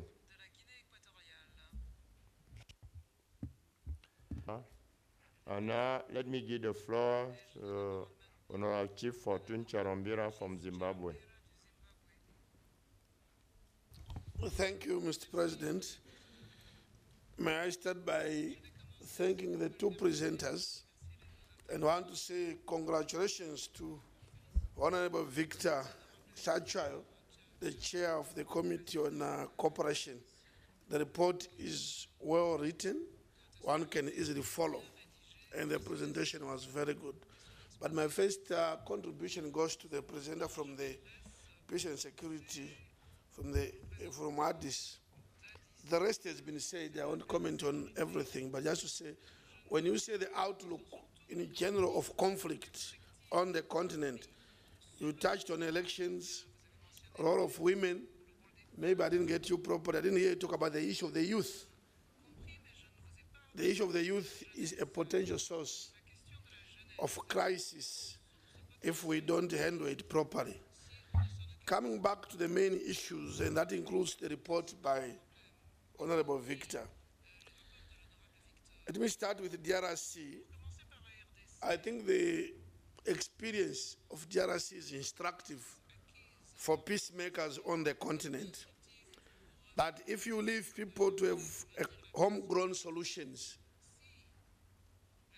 peace is likely to be sustainable. So what we need in DRC is not to interfere with the processes, but to support the people there, which we believe is lacking in other countries. Moving on to Sahrawi. The AU, in its wisdom, I don't know whether it was wisdom or whatever, but they brought in Morocco and said, we now accept you after having kicked them out for so many years. And then they believe that if Morocco is part of the AU, it will then decolonize the Sahrawi and move out. My concern is that there's no time frame for that. So this may again be another phase that may continue without any solution. I think the AU should be very careful in its approach. Coming to South Sudan, Mr. President, South Sudan conflict is very disappointing and very disheartening. Our brothers have let us down in a very serious manner. Having been in the bush fighting for so long, and then now you are independent, you start what I may refer to as a very primitive war on the continent. One more minute. Yeah, we cannot accept what is happening, and those brothers need to be told in no uncertain terms that they are an embarrassment to us, and that of the recommendations. So, Mr. President, sometimes I think that as we debate, why don't these people come here? Sometimes they present, and we tell them in their face that what they are doing is wrong. These people are somewhere. Why don't we also invite parties, some of this conflict, come here, they present, we listen to them, and we tell them in their face that this is wrong, so that maybe they can listen to a bigger group like this one. Thank you very much. Thank you very much. And now I want to give the floor to Honorable Amina Abdul Suna, Mrs. from Niger. Merci, you have the floor. Thank you, Mr. President. The terrorist threat knows no borders. Actors are proliferating and they are using the fragility of border areas. Border porosity in Africa makes it difficult to fight against terrorism.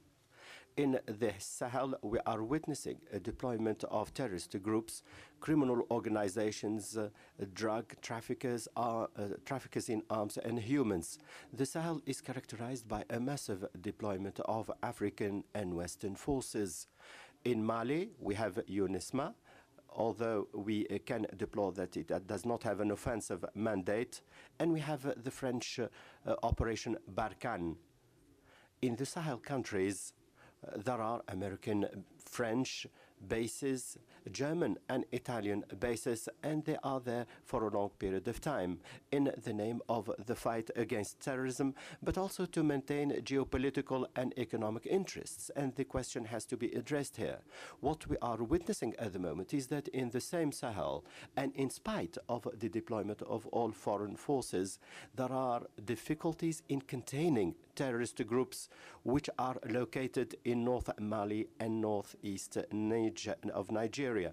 Terrorist organizations have developed mobility capacities that enable them to strike any of the Sahel country with the same operating mode, the use of motos to carry out terrorist attacks. The use of bikes makes them mobile and they cannot be controlled from the sky. But they cannot escape from the control of intelligence services. UNASMA lacks an offensive mandate. As long as this force remains in its current posture, the fight against terrorism will continue to be a simple wishful thinking. As long as terrorists are not identified in their retreat areas, the fight against terrorism will be simply based on wishful thinking. Now, what are the interests we need to take into account? Now, if we don't understand why UNISMA does not have an offensive mandate, as recalled by Mr. Youssoufou Mohamedou, security is an international issue. In other words, the management of security is not simply the task of isolated states. It is the responsibility of all countries in the world on the basis of cooperation. Terrorism does not know any borders.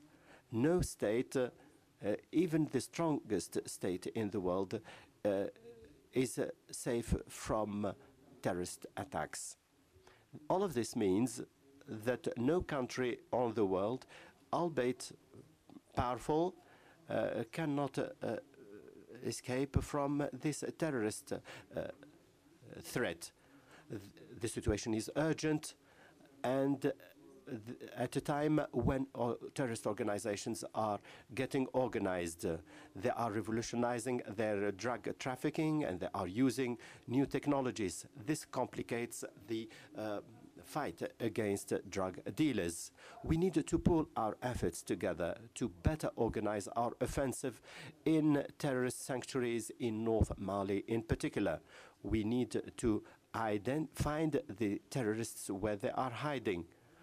Countries have capacity and will, and Sahel countries have to be the real masters of their own destiny and of the fight against terrorism. The presence of French soldiers in the border between Niger and Algeria will not help in this direction.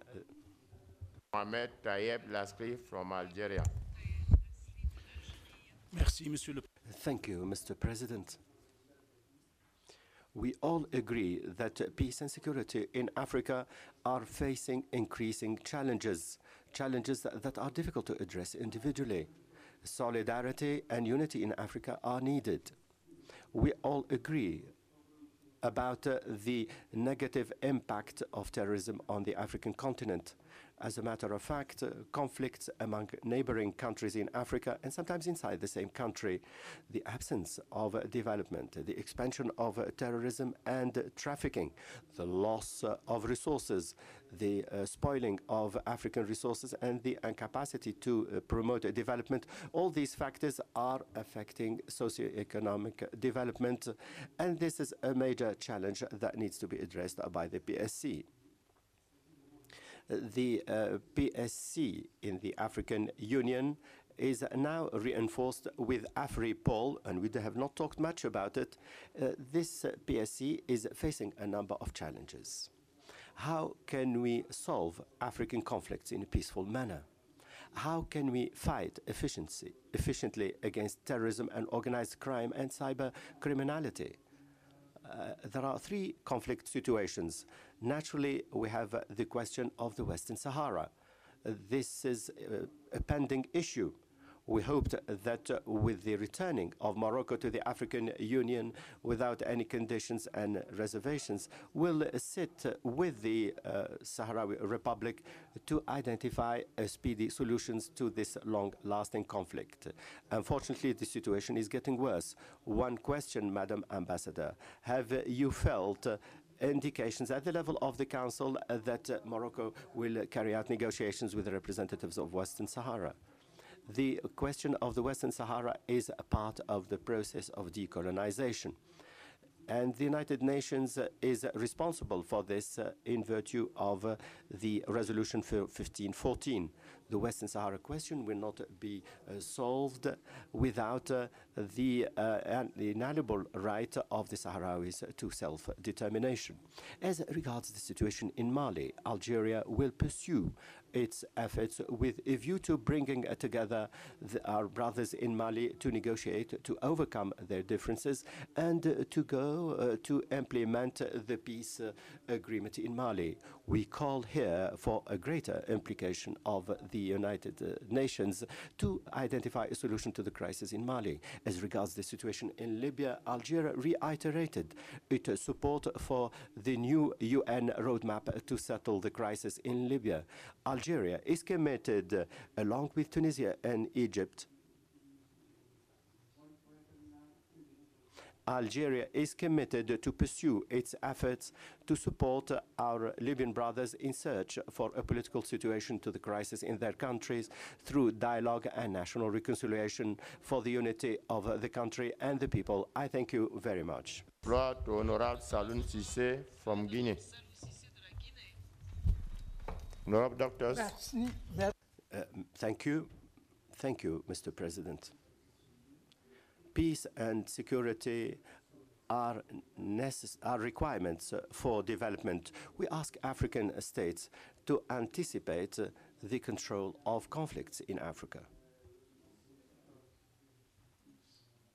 We should not wait for the emergence of new hotbeds of conflict to settle these issues. We have regional and continental organizations which must play a prevention and control role.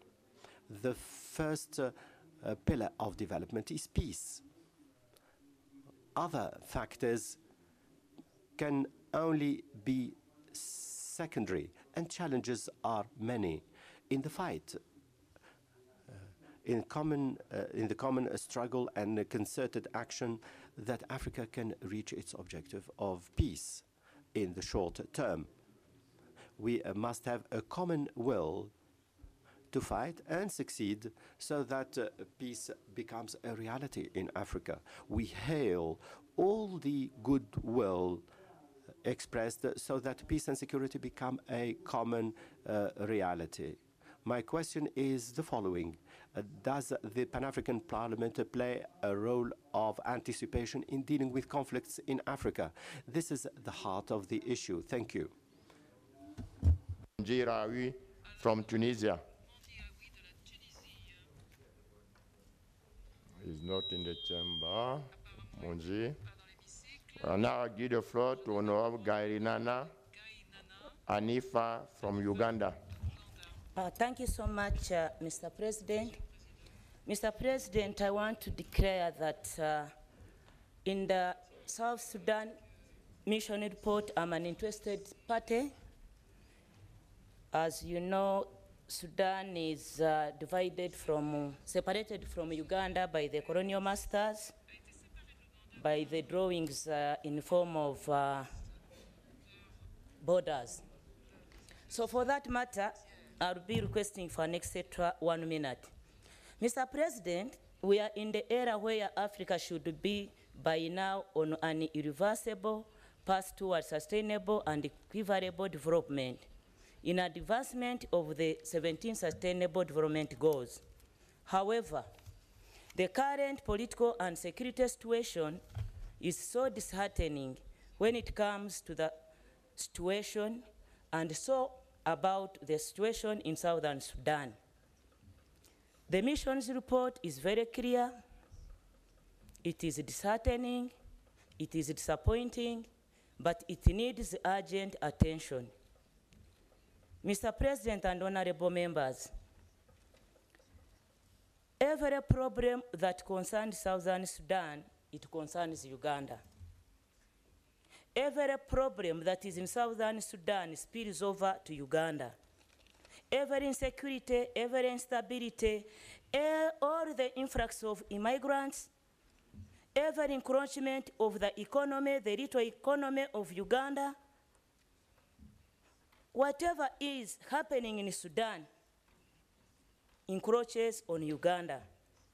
And this is why I'm saying that as Uganda, we are suffering the same way the Sudanese are suffering equally. All the women, all the kids that are suffering, they come to Uganda. No wonder, Mr. President, when we were in Congress, Congressman Christopher Smith said, and he said very strongly that he is not a diplomat. Uganda and Kenya must ensure they solve the problem of Southern Sudan. And he looked at me, and the rest of the delegation kept quiet, looked at me. And the diplomacy in me, I swallowed on behalf of my brothers in Sudan, all that he said. Under the same Pan-African spirit, I am calling honorable members, my colleagues, the way we have solved the issue of Sudan, the issue of Chad, we must come together under one voice, we solve the issue of Southern Sudan. And I call upon you that we support the committees, the 1 minute. The missions report, so that the recommendations, we find a lasting solution. To my brothers in Southern Sudan, it's quite a disappointment. You know where we have come from, you know what is happening there, and we must put an end to this. I have 3 questions for Madam Ambassador. Madam Ambassador, you said African challenges, the major is continuation of relying on donor funding. When you are relying on donor funding as Africa, my understanding is that we are giving our African sovereignty indirectly to those Western masters. Globally, don't you think we need a strategy on partnership on how to handle counterintelligence? Don't you think, as PSC, you need to work on your intelligence comprehensively to get a model which can handle on intelligence, which can handle media influencing and escalating cyber, whereby everything now, you must see how you are going to get the information. And lastly, you talked about rehabilitating those who are returning. You didn't talk much of dismantling the cells. What do you have in the program, the mechanism of integrating the communities into society of those ones who are coming back? Lastly, you as a member of PSC, do you think radicalism or terrorism can only be dealt with security measures only? What do you have that can solve the problem of terrorism on the African continent? I thank you. Thank you very much. And now I want to give the floor to Honorable Babie Veronica from Uganda. Thank you, Mr. President, for this opportunity. I want also to thank the committee for the good report. The issues of insecurity that we have in Africa about power struggle for leadership within the African countries. The African people have refused to mind about their own business and leave the leaders alone, hence created panic and insecurity in the African continent. In the year 1994, the Africans had the biggest death in the world caused by war. The Rwanda genocide had over 100 deaths the African continent had never had before, and this was as a result of Africans not treasuring life, but concerned about the prestige of leadership.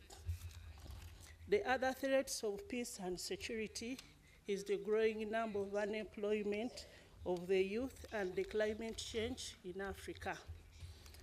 In regard to the South Sudan report, the refugee crisis in Southern Sudan, the conflicts of Southern Sudan have pushed the numbers of refugees. The numbers of refugees are 2.2 million people as migrants, and 1 million is living in Uganda, and 1.2 is all over the world. As Pan-African Parliament under AU, how can we help the South Sudan to settle back in their home and also to help the other countries like in Uganda where they are burdening as refugees. Thank you. Thank you very much. And now I want to give the floor to Honorable El Hadji Diao Kante from Guinea.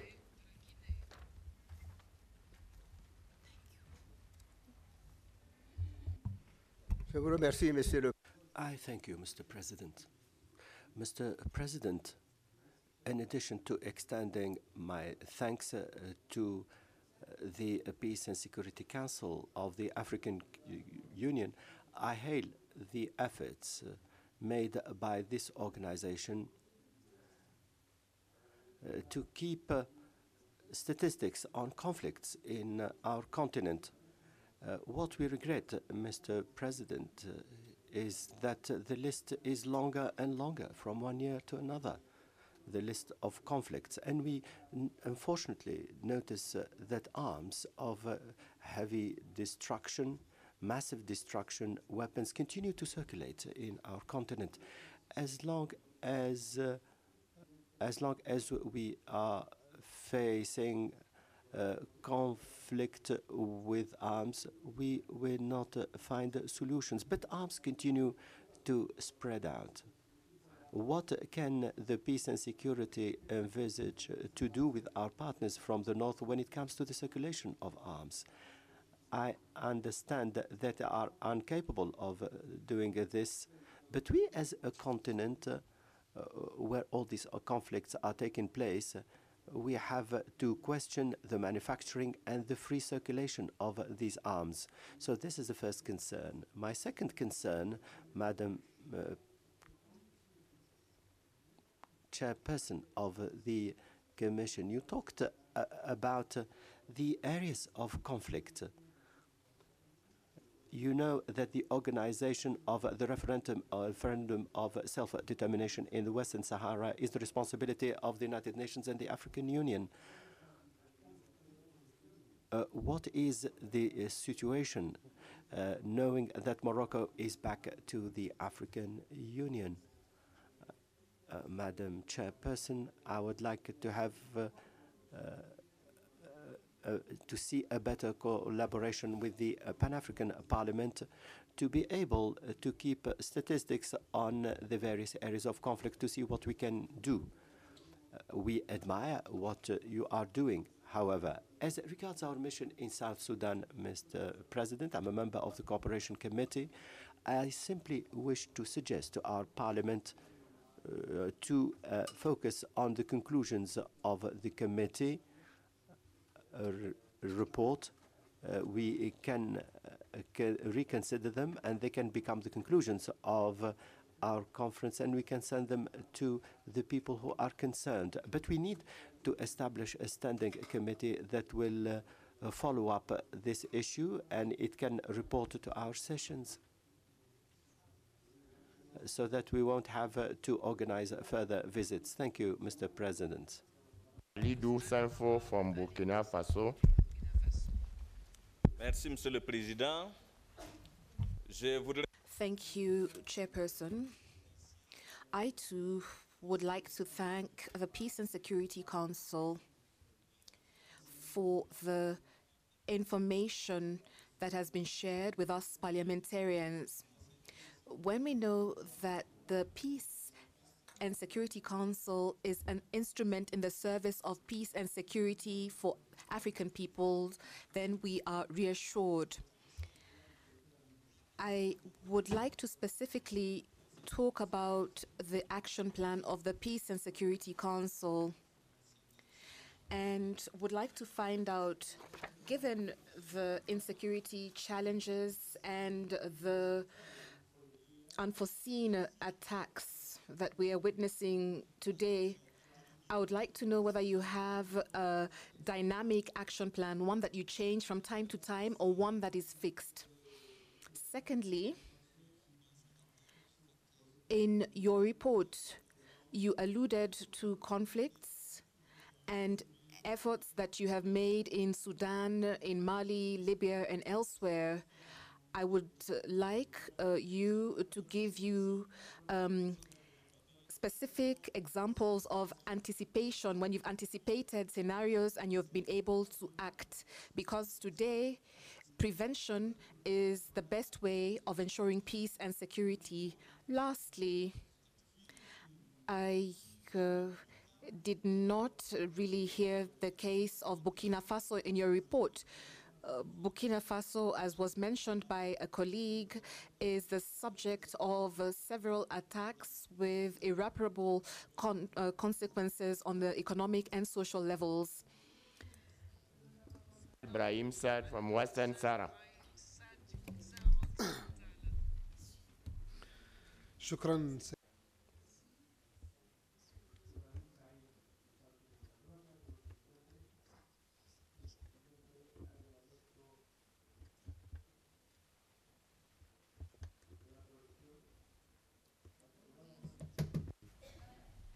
Translation? Okay. Yes, yes. Go ahead. No. Thank you there. Thank you for giving me the floor. I would like to thank the ambassador for this report and the comprehensive report with regard to peace and security in Africa. And also I would like to thank my colleagues for this excellent work in the Committee of International Relations and Conflict Resolution. And this reflects the work of our esteemed Parliament, and it is concerned with all concerning this continent.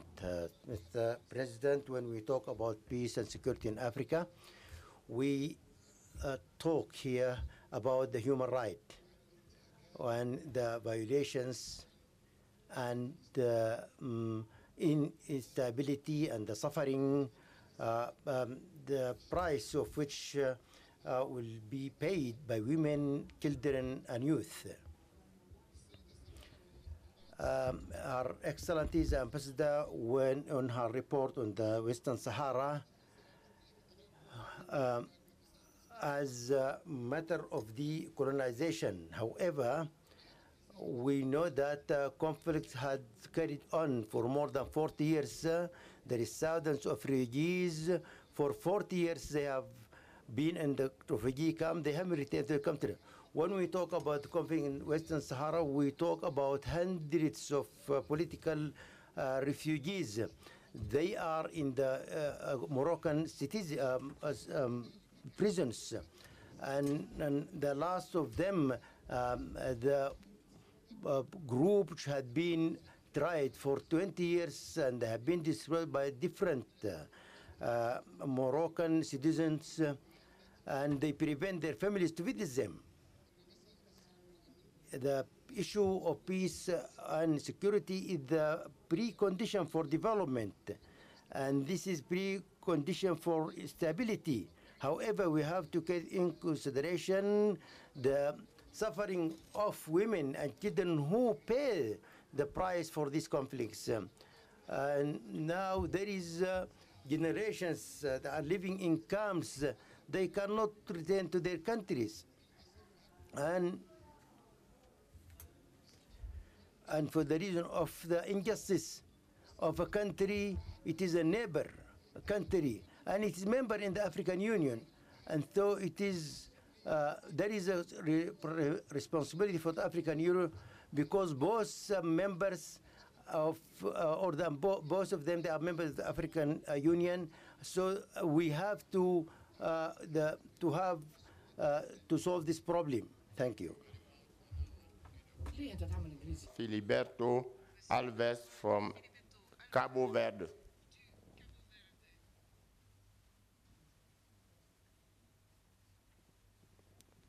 Thank you. I want to give the floor to Honorable Gelas Daniel Ndabirabe from Burundi.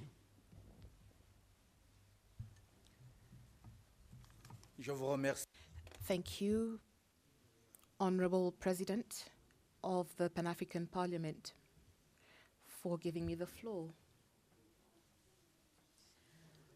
I will begin my intervention by thanking the ambassador for her presentation that I find extremely relevant. She has highlighted the concerns of the African Union Commission while inviting the Pan-African Parliament, its organ, to assist it and to do its best to ensure that solutions are found. I believe that the African Union could do better if indeed the African Union, and particularly the Peace and Security Council, could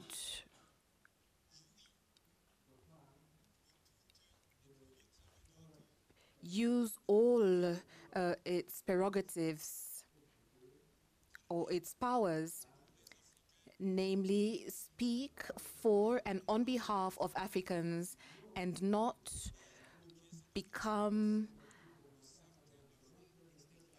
the voice of external voices to Africa.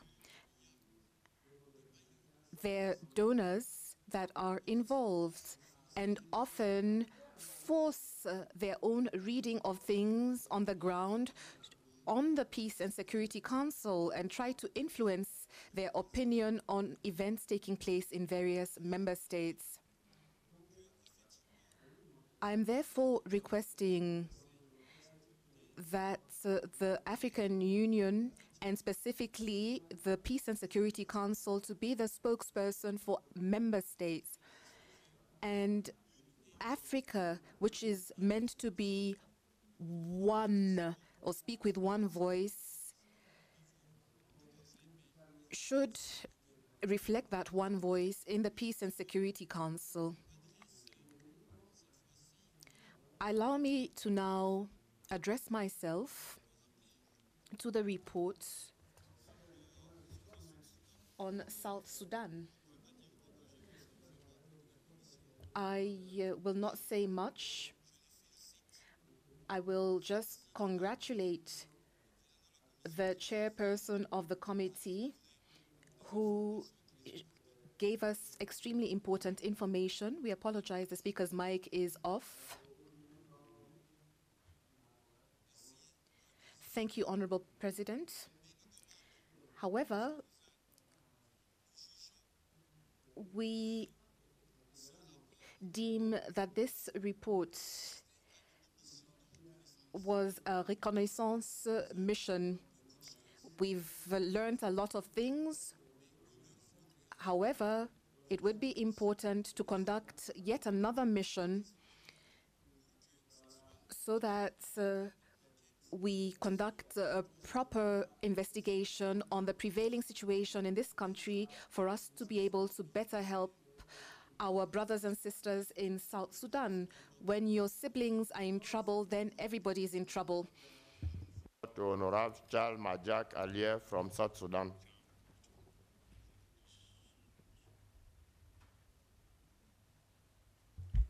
Thank you, Mr. President.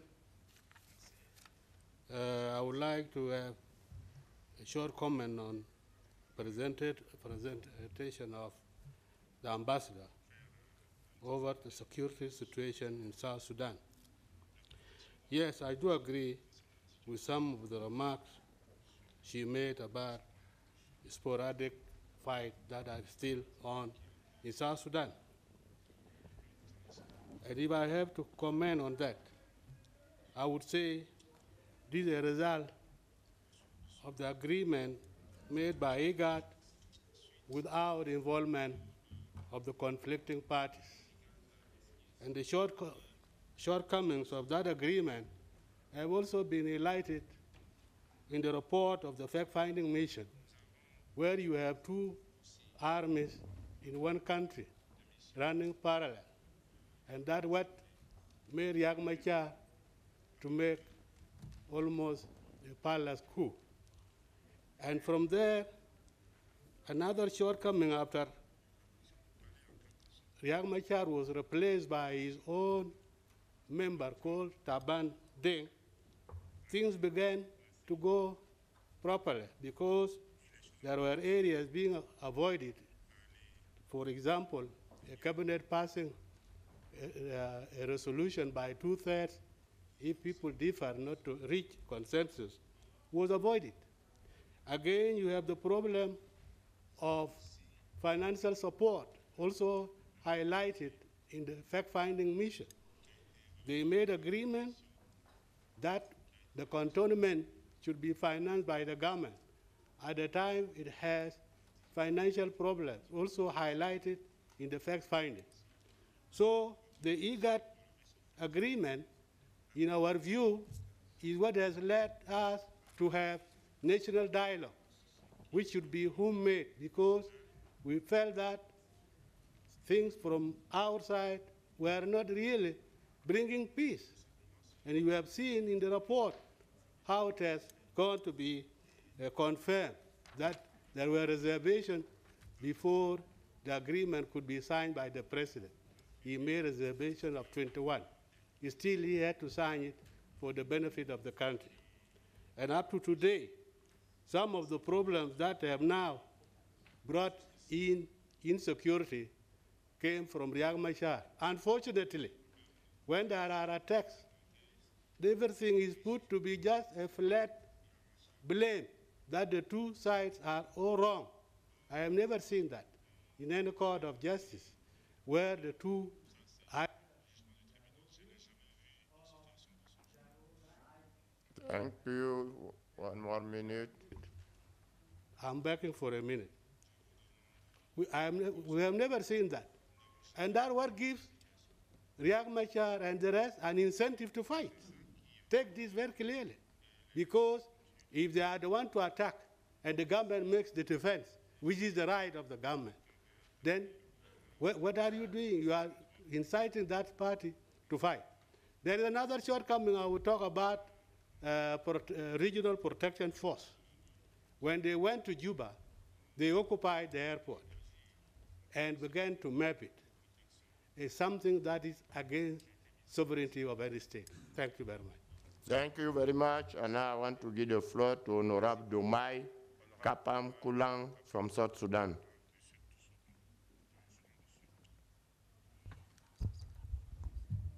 Thank you, Mr. President. I will give just some points after my colleague from the same country put the whole thing. The report was so comprehensive, and I thank those who took the effort coming to South Sudan, Juba. The point that I want to allude to is that the IDPs that are still kept in a UN mission camps in Juba send some point of a bad image to our country after achieving that peace of 2015. Coming to revitalization, these points should be realized.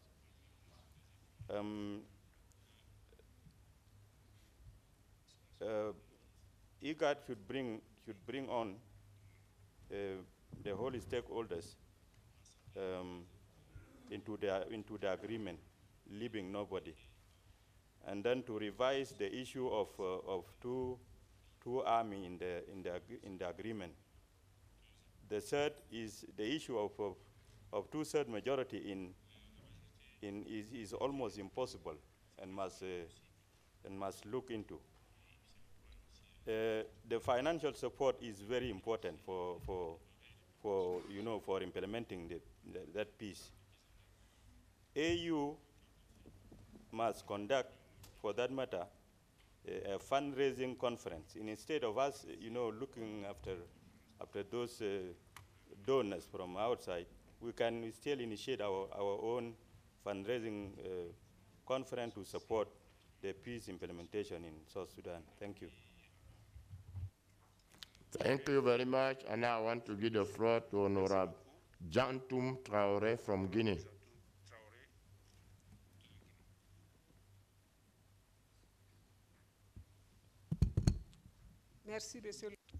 Thank you, Chairperson.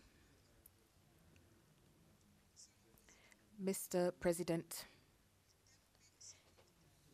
the theme peace and security is a very current one on the continent, given the various forms of insecurity that lead to the loss of human lives, famine, epidemics, etc. Honorable President, we cannot talk about peace without security. Neither can we talk about security without peace. The two are intertwined. You will agree with me that peace does not mean the absence of war. And for as long as Africans do not have enough food, as long as governments do not give priority to education and quality training, and fight against the misappropriation of public assets, and peace and security will be elusive. Many of our countries have young graduates without employment, and this segment of society are a target for terrorists because unemployment forces them to migrate to Western countries for better lives and greener pastures, and they cross the Mediterranean Sea despite the risks. It also incites them to get involved in criminal activities, violence, political violence, and terrorism.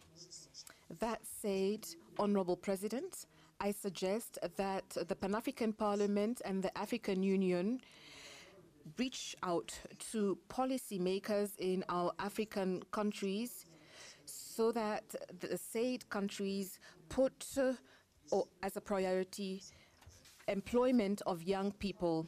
PAP and the African Union should encourage the establishment by member states of funds for youth employment funds, as is in the case in my country, Guinea. Traoré du Mali. Honorable Traoré from Mali. Thank you, Honorable President. I would like to thank Mali, of course, and all those who have been fighting against terrorism, been valiantly doing so. But then a tree cannot hide the forest. When you hear two bells sound, peace and security,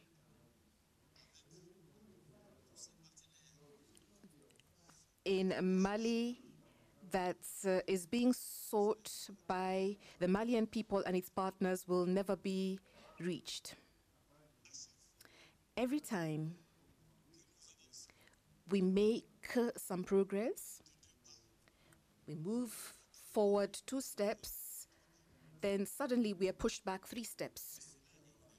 And this is unacceptable. Either we are partners and friends and we face each other and speak the truth, or we cease being like ostriches, burying our heads in the sand. In the northern part of Mali,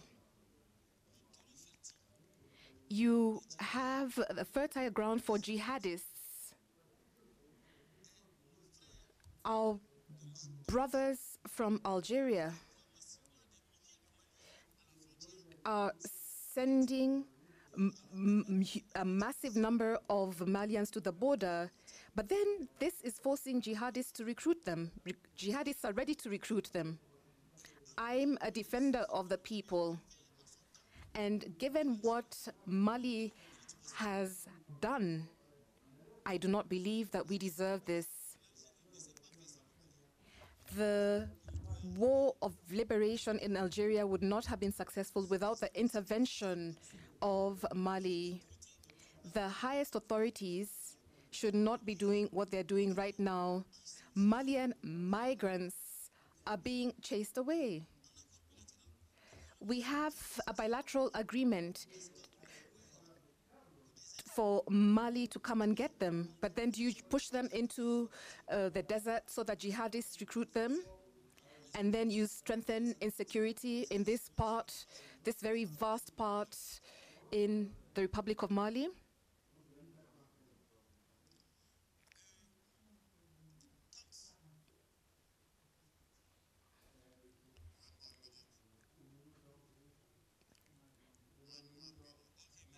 Thank you, Honorable President. Now, regarding the situation between Western Sahara and Morocco, I believe that the return of Morocco to the African Union must bring a good perspective. We are speaking the truth, and I believe that the self-determination of Western Sahara is important. Mali, like many other countries, supports that Western Sahara has its independence.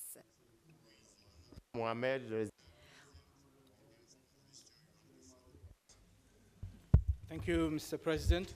I listened very carefully to the presentation of Her Excellency from Ambassador of Kenya. And she said repeatedly that there's a need for greater collaboration between the two organs. And she even mentioned that we should sit down and finalize the date of a joint consultative mission, a joint consultative meeting. And I agree, Mr. President, that there is a need to coordinate our effort. There is a need to have our strategies right. We cannot, at the level of PAP, do a fact-finding mission, come up with recommendation, and then at the level of the African Union, the Peace and Security Council is recommending another course of action. We need greater coordination, but we also need funding. We need funding because the Commission, the Committee of Cooperation, International Relations and Complete Resolution is only one of many commissions within the Pan-African Parliament. Whereas the Peace and Security Council, they have direct funding from different organs, different organizations, foundations. So we need to be able to coordinate our effort so that the Parliament of Pan-Africa is present whenever there is negotiation, whenever there is conflict resolution mission, peacekeeping missions. We should be able to know, because we, members of the Pan-African Parliament, we are representatives of the people of Africa, representative of people in government, as well as representative of people in the opposition. We are in a better position to talk to our brother MPs from disputed countries where there are conflicts. And as the Honourable Excellency for Kenya acknowledged, we have been able, through lobbying, to lift the sanction in Sudan. That is the power of the Pan-African Parliament. That is the power of MPs. So I will urge Her Excellency in Kenya, when she goes back to the Peace and Security Council, to bring the message that we, the Pan-African Parliament, we want to be more involved in all the dispute resolution initiative taken by the Peace and Security Council. Thank you. Thank you very much. And I want to give the floor to the neighbor, Honorable Zalekatu Diallo from Guinea. Merci, Ms. Thank you, Chairperson.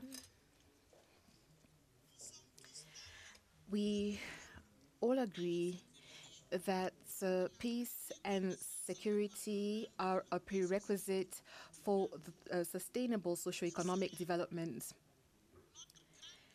For this to be feasible, our great inspiration is the aspiration 4 of Agenda 2063, an African living in peace and security. Furthermore, there is a medium-term objective that has been set, that is to silence arms throughout the African continent by 2020. I agree with Honorable Salum Cisse of Guinea, Honorable from Burkina Faso and other speakers that have talked about prevention. There is nothing better than prevention. In this regard, the Peace and Security Council needs to implement all strategies that will be able to put out conflict in its embryonic phases. It is important to also include strategies that will work. Your report was exhaustive. However, there are two situations that are of concern to me that I did not hear about, and I'm referring to the Kenyan crisis as well as the Togolese crisis. In Kenya, in my humble opinion, there are three aspects that we need to take into account and are extremely serious. Firstly, we need to be vigilant so that we do not have a social crisis through the post-electoral violence.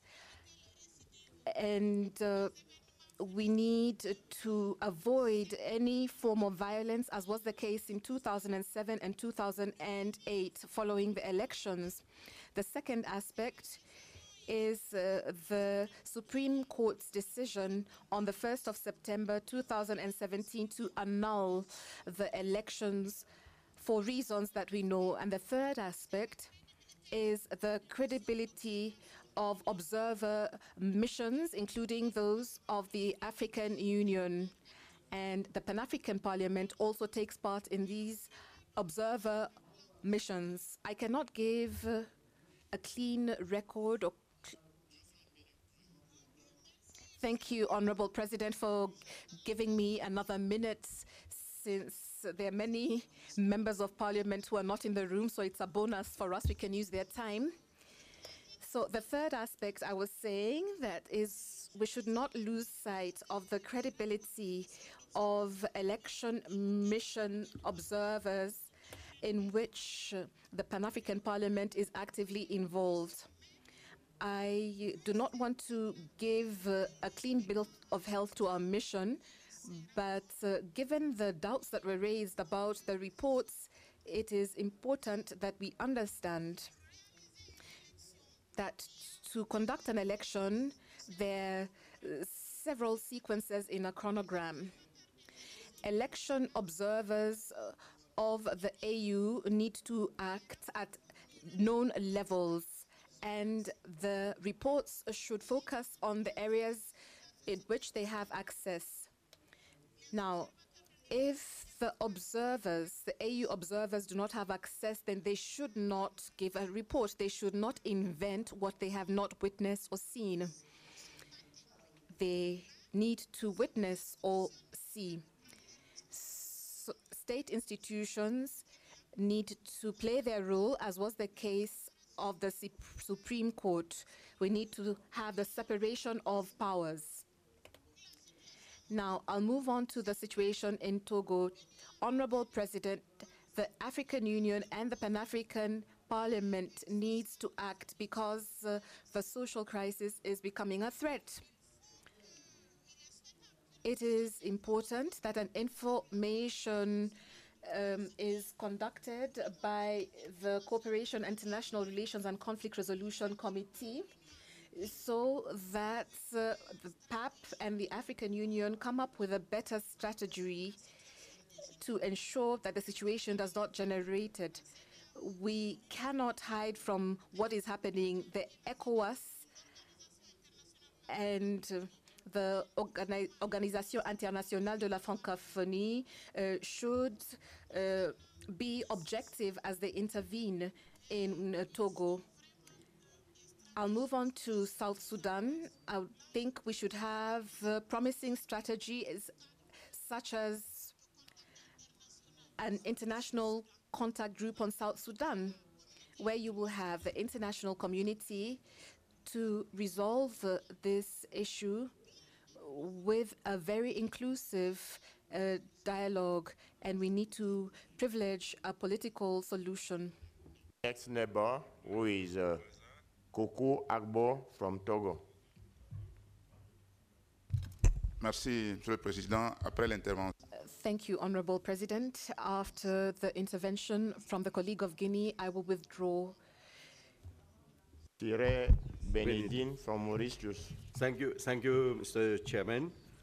With the growing conflicts, particularly in various regions of Africa, I think it is essential that we should always be guided at all times and circumstances by the sacrosanct principles of human rights, the intrinsic values of democracy, good governance, and the rule of law, as well as fundamental freedoms.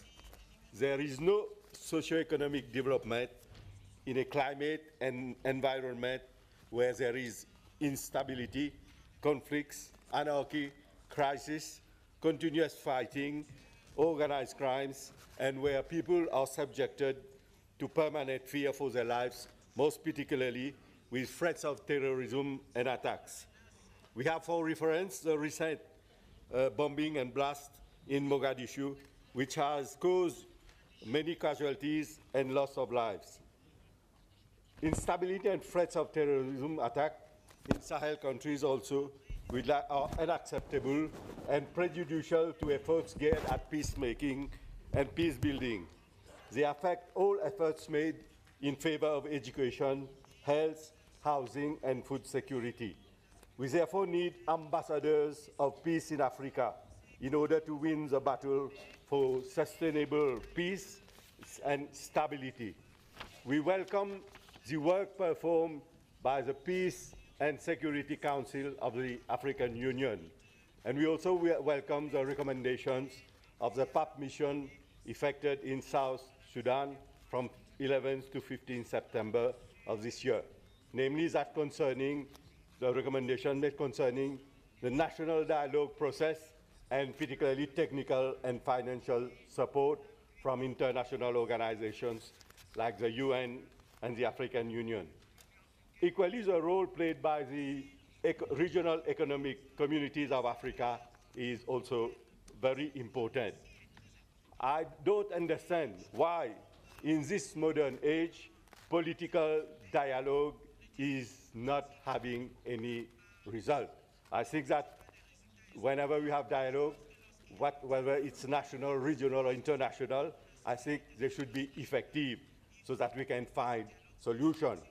Because it is a fact that it is easier to lose peace than to win a war. I think that our countries should understand. Those who are continuing with the process of fighting, I think they should understand that we are living now in a modern age, and that it is important that we live in peace at all times, because the future of our generation cannot be put at stake. So my question, I think it is a new architecture for permanent peace and anti-terrorism possible with the help of our international organizations like the UN, AU, and even our parliament. I think that this architecture is necessary so that we can reinforce social dialogue and be in peace at all times and circumstances. Thank you, Mr. Chairman. Thank you very much. And now I want to give the floor to Honorable Professor Oganga Latigo from Uganda. Thank you very much, Mr. President and honorable members. I rise to contribute to the report of the Peace and Security Council presented by His Excellency the Ambassador. Mr. President, whereas you have thanked the Ambassador for this report, I would like to urge this Parliament to recognize and applaud the clarity and frankness of the report on the peace and security situation in Africa, because it is only brutal exposition of the truth and honest dealing with the challenges identified that will silence the gun in Africa. In spite of that, Mr. President, I would have loved to see in this report the Peace and Security Council specifically recognize and mention countries that have made tremendous sacrifices to restore peace in various conflict areas of Africa. For my country, for example, Uganda, we have been in Somalia for close to 10 years. We went there as a common resolution of parliament when I was leader of the opposition. We lost very many people in Somalia. We would have loved to see mentioned in the report these losses. From my constituency alone, we lost more than 7 people. Some of them have not been compensated.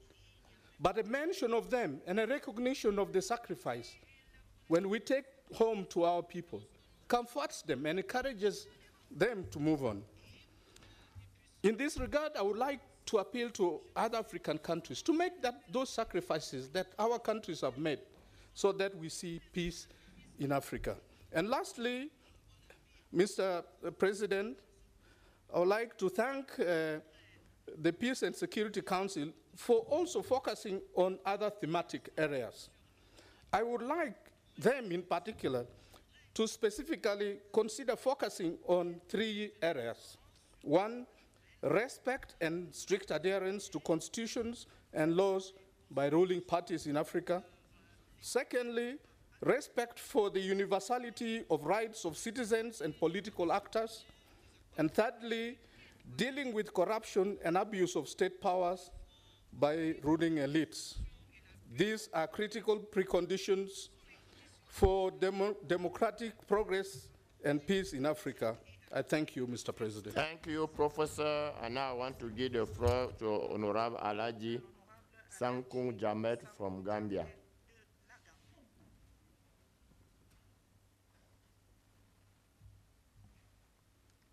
Honorable Sidia S. Jata from Gambia. Thank you very much, Mr. President.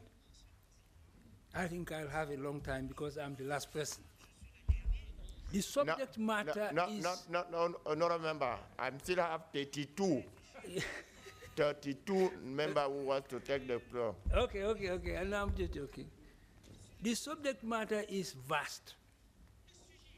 It is vast, but since time is a scarce commodity in these chambers, I'll limit myself to a few things. Mr. President, I think Africa's #1 problem is the fact that we have still not succeeded in establishing a geopolitical entity that we call a nation, to which we are all committed. Instead of a nation to which we are committed, we are all parochially committed to parochial and sectarian issues, such as ethnic group, religious group, and so on. That is why Libya is dying. There is nobody who is committed to the geopolitical entity Libya. They are committed to sectarian issues. So the nation without which they cannot survive is dying under their feet. But the founding fathers of the OAU, which has now metamorphosed into AU, have seen all this. And they have suggested solutions, concrete solutions to all these crises that we are witnessing on the continent. And that is why, Mr. President, there will never be a conflict-free Africa without the fulfillment of certain fundamental facts. There must be a nation to which we are committed, and Africa must primarily rely on itself for its security. And that is why the founding fathers suggested the creation of a continental high command. That is what they attempted to create when Congo was in crisis. But the mistake, the fundamental mistake, was that African soldiers in Congo were put under UN command. And Patrice Lumumba was arrested and killed in the presence of African soldiers because they were under a totally different command. This is what must stop. I say the subject is vast, but it is not simply because there are wars, people fighting each other. No, but there are other things which are causing insecurity in Africa. The refusal of presidents to recognize the fact that they have a term to serve. After that, they should not trample with our constitution to extend their mandate. One more minute, dear colleague. The attempt was made by the National Assembly in the Gambia to extend the life of the presidency because he was involved in foolish court cases against the elections. So parliaments themselves are also involved in creating crises in Africa. And that is why we here must assume the responsibility. It is not enough to talk about this, but it is necessary for them to be followed practically. We must ensure that what is decided is put into practice. That's the only way we can put crises to an end in this continent. The nation must come to being. Thank you very much. And now I want to give the floor to Honorable Safia Elmi de Djibouti, from Djibouti. Merci, Monsieur le Président. Thank you, Honorable President, for giving me the floor. It's with great sadness and pain that I am taking the floor to speak on this session dedicated to peace and security. Honorable President, dear colleagues, members of the Pan-African Parliament, on my own behalf and on behalf of all the members of the Pan-African Parliament, I would like to make a call to condemn and strongly denounce the monstrous, inhumane acts committed by the Al-Shabaab network against innocent brothers and sisters in Somalia, where more than 250 people lost their lives. Honorable President, allow me to make a proposal so that the Pan-African Parliament can convey a written message of solidarity and condolences to condemn with firmness the lack of humanity displayed by the perpetrators of this untold act. Then I want to turn to Her Excellency, the Ambassador. I would like to request, I would like to ask, since this morning we have listened that prevention is the precondition for peace and security on the continent. So the question I have, Your Excellency, is to know, what does the African Union plan to do to prevent this situation from Kenya going out of hand, where one of the candidates withdrew from the presidential elections? We know what is going on. We are listening and following through the media, and we would like to understand what the African Union intends to do to prevent this situation from deteriorating. Thank you very much. Thank you very much, dear colleague. Let me reassure you that the condolences is underway. We've already written to the Somalian authorities on your behalf, so the letter is already on its way. Dear colleagues, I don't know, we still have a list of 32 people. That's a second list, but some of the names are the same as in the first list. So are you speaking on the same issue? Let me quickly read the names, maybe it's easier. Honorable Rumba Warkia from Burkina Faso. No. C'est la même chose, non? It's the same list. Thank you very much. So I can set that list aside. And then we have a last list of 19 people, 19 speakers. But it's the same names. Let me give the floor to those who have not yet taken the floor. That is a list for the afternoon, says the Honorable. No, says the President, I would like to give the floor to those who have not yet spoken, so that Her Excellency Ambassador can return to Addis Ababa today. We would like her to give her the opportunity to respond to your questions, and then in the afternoon we can address the other item. I see in the list many names are the same as in the other list. What do you decide? Amen. Yes? If we talk in the afternoon, speak in the afternoon, we'll miss Her Excellency. We want to respond to some areas in the report. Bon, Donc, on continue. So we will continue with the list, and I give the floor to Honorable Shalmajak Aliye. The Honorable already took the floor. Thank you very much. And now I want to give the floor to Abdulaziz Abdullah Mohamed from Somalia. Thank you, Mr. President, for giving me the floor. I would like to start the condemning of the recent attacks by extremists in Somalia, Mogadishu, the capital city of Somalia, the day before yesterday, where we lost over 300 people, innocent civilians, and many others injured. Mr. President, I would also like to thank the Turkish government for their support and solidarity to the Somali people.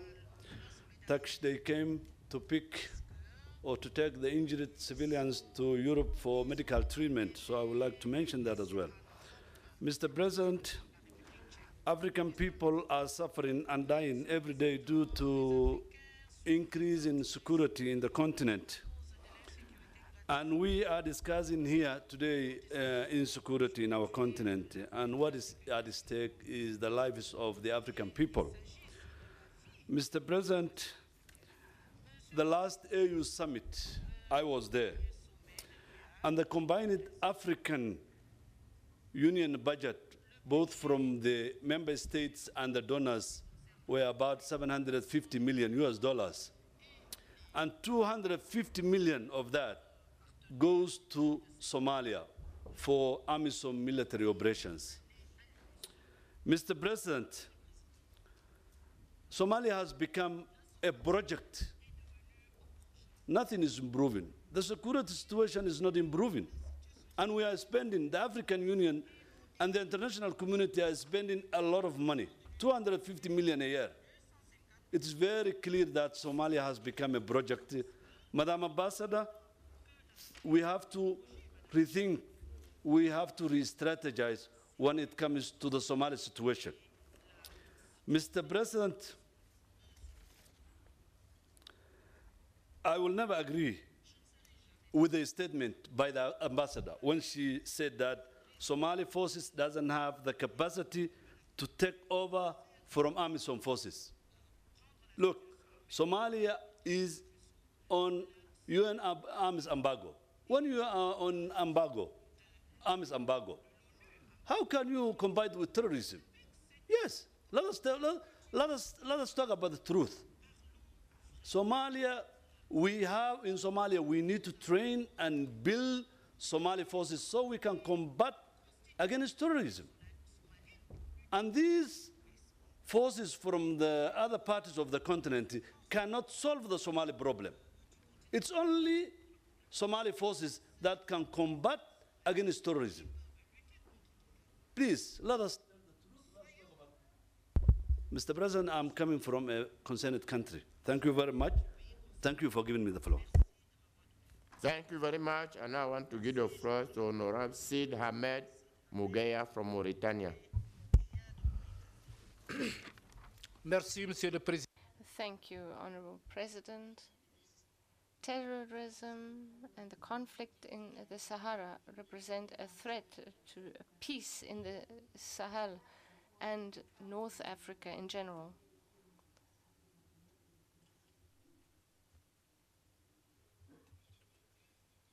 We could fear that the Sahel will follow in the footsteps of Somalia that has suffered a horrible terrorist attack.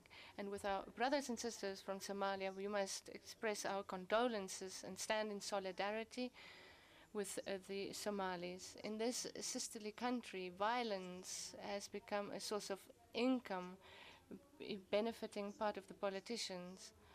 The acts and assistance refugees has also become a source of income. We need to see the Sahel as it is and not the Sahel that we want it to be. We cannot remain inactive in the face of endemic corruption, social exclusion, tribalism, various kinds of trafficking. Today, the very threat in Sahel is the mismanagement and not Islamism. And armed extremism is only a consequence of this. The youth have no hope to obtain jobs where restrained anger might boil over. And to give him a better future, they turn to violent extremism or the paradise promised by the diabolic preachers. What can we do for our continent, awash with natural resources and human resources, in order to take charge of its destiny and meet the peace and security goals? First of all, good governance with justice, equity, and transparency.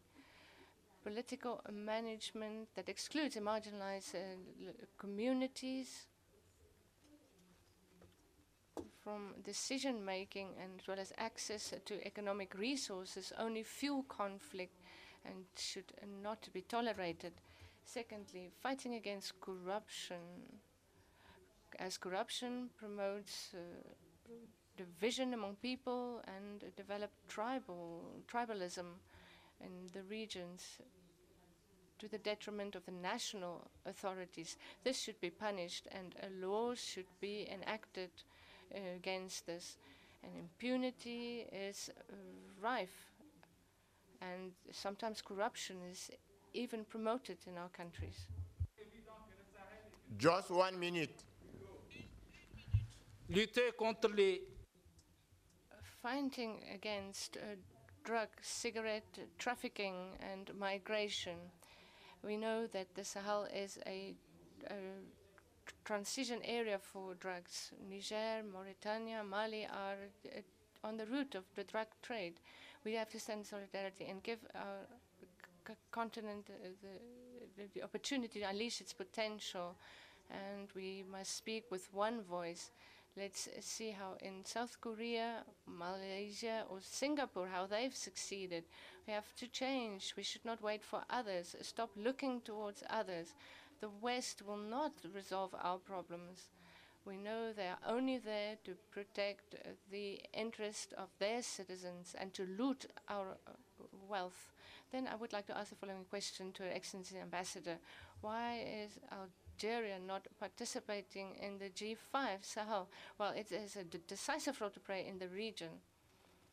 Secondly, I would like to ask that the Sahara conflict be put at the center of the African Union, given the accession of Morocco to the African Union, so that the people of Sahara have a right to self-determination. The people in Maghreb suffer from this situation, and this is hampering the unity of the Maghreb, the unity of Africa, and this problem must be resolved, giving self-determination to the people of the Sahara.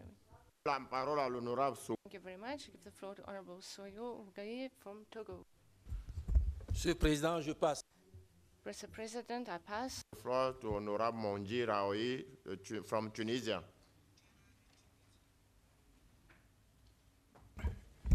Merci, Monsieur le Président. Thank you, Honorable President. I would like to thank you and the committee for the wealth of information provided. Let me thank Her Excellency, the Ambassador, for her presentation on peace and security. It is clear that when we talk about peace and security, we talk about the most basic needs of humankind. And for this reason, we say that without peace and security, there can be no development, no investment, and no opportunity to resolve the social problems of Africa. And I consider that wars and conflict and terrorism are only tearing Africa apart. They only prevent Africa from having an economic and social plan for its children. And therefore, before we accuse one another, we should accuse those who provide weapons. They are benefiting. They are plundering all the resources from Africa. They are providing weapons to terrorists. They are fueling conflict among tribal groups. They try to divide the countries, and to do so, to address this, we must speak loud and clear and tell the West that you are the evil, you are the cause of our scourges, and this is what we stand to do.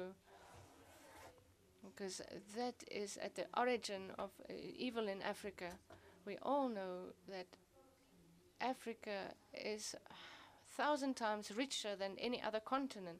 And for this reason, the West is here to fuel conflicts so that they can easily exploit our content and take charge of our resources. Motsamai from Lesotho.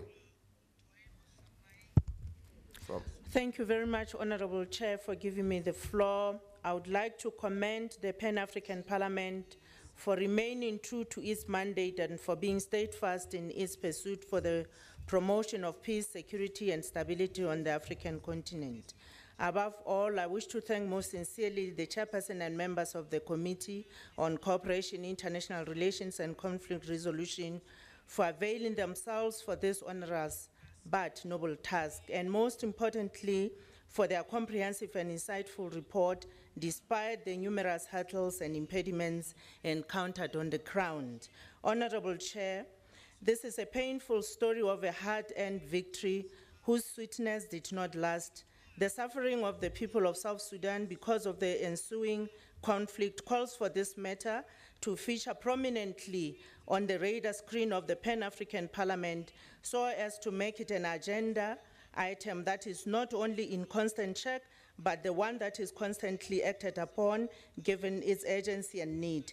I wish to align myself with the sentiments expressed in the report that the voices of the representatives of the African peoples form the most important component of the dialogue with the people of South Sudan. Honorable Chair, it pains us to note the plight of our brothers and sisters in South Sudan, as articulated in the report, because of a dysfunctional economy, despite their richly endowed land with natural resources, especially oil, because of the long-time wrangling for power by their leaders.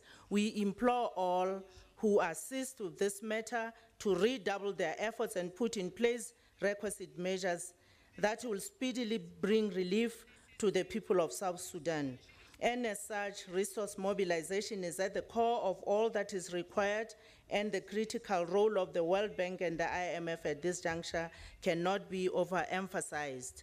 Honorable Chair, it is my considered view that this committee should strive to be proactive in its endeavors so as to fully engage at conflict prevention stage rather than moving in at the later stage when a lot of damage has been done and a lot of lives lost. Even just one life lost is one too many, Honorable Chair.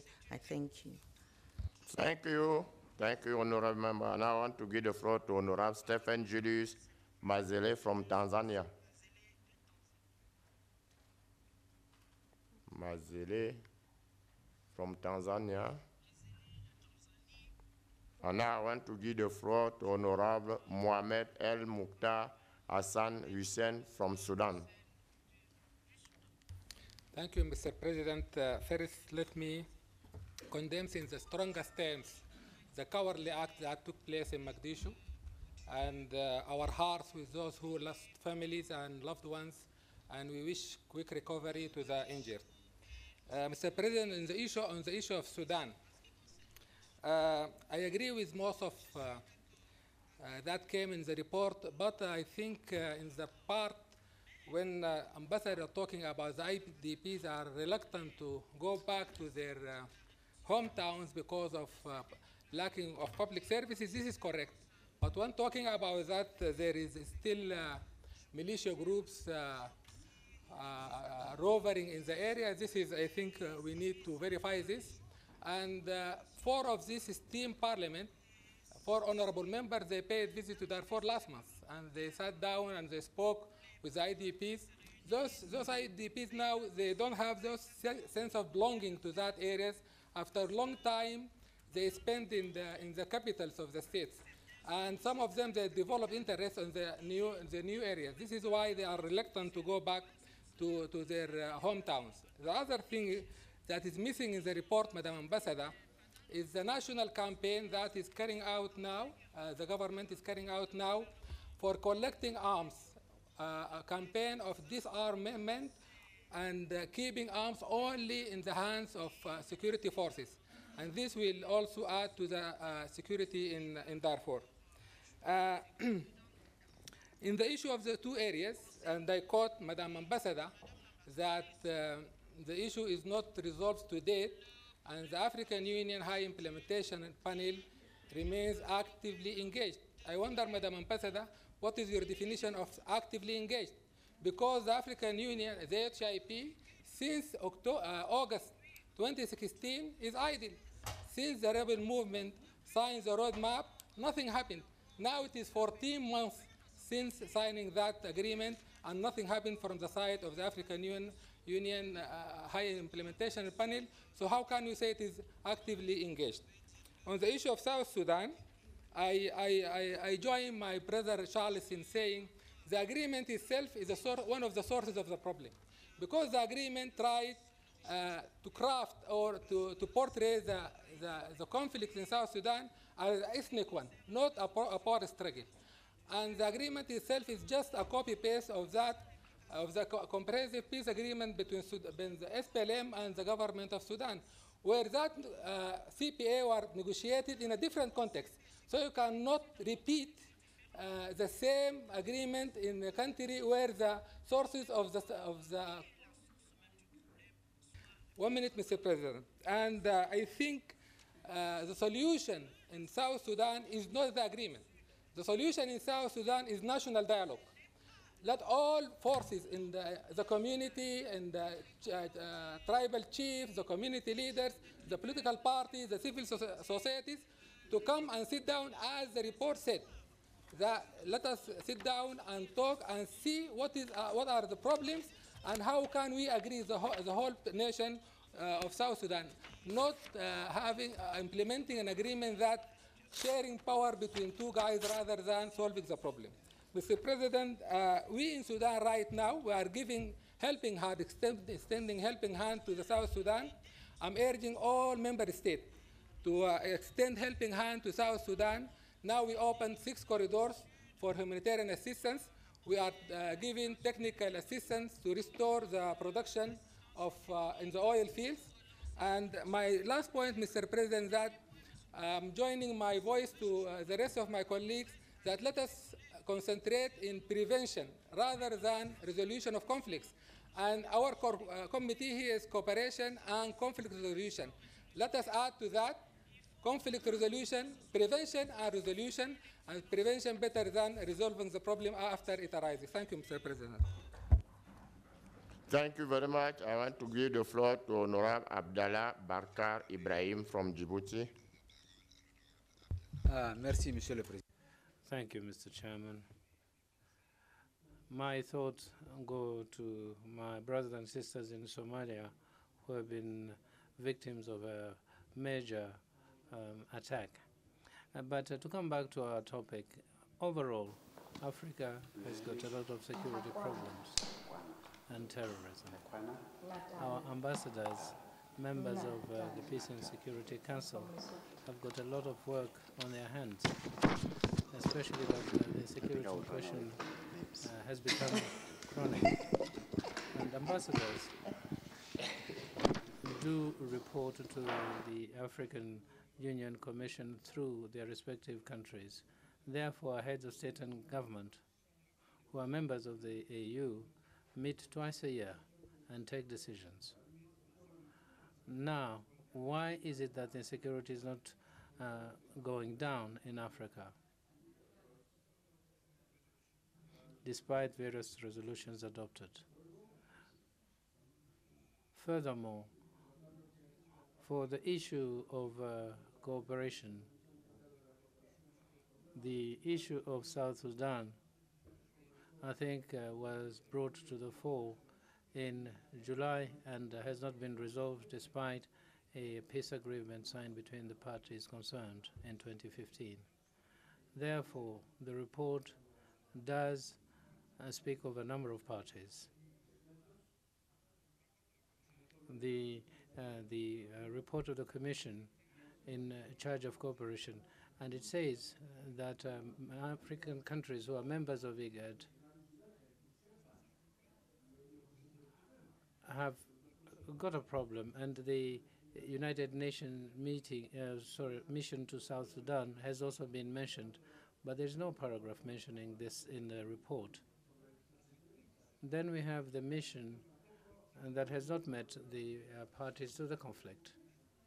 Even IGAD, which is a key player and which has negotiated the peace agreement in question, has not been gotten in touch with and has not been mentioned.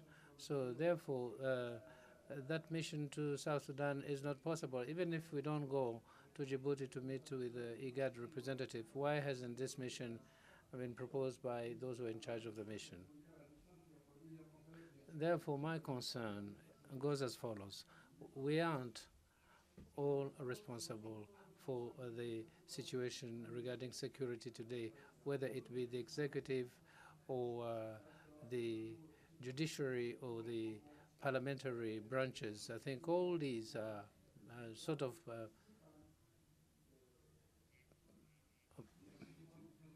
just a small minute, Mr. Chairman.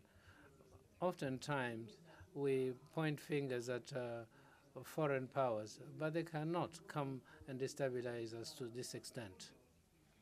Therefore, the question is to try and determine whether we have the political will necessary to solve our political problems across Africa. I do hear those who say that the problems are imported from outside, but I don't think so. To Honorable Tandy Cecilia Mamela from South Africa.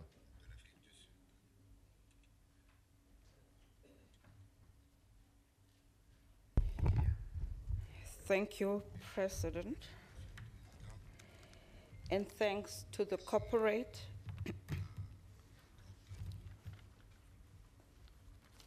committee for the in-depth report they've tendered here.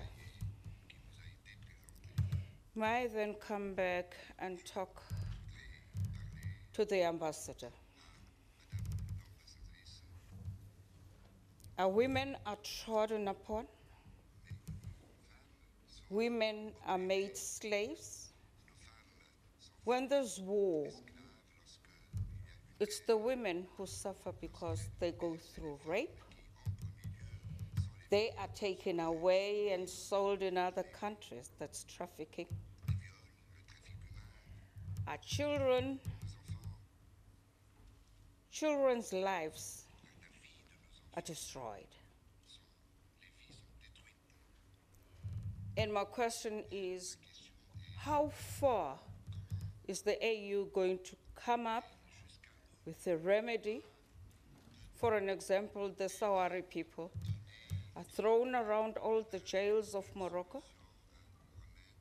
Till when are we going to tolerate this?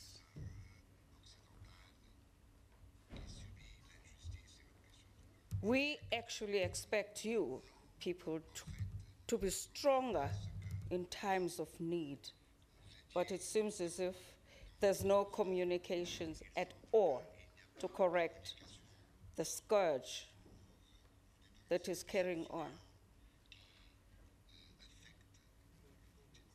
President,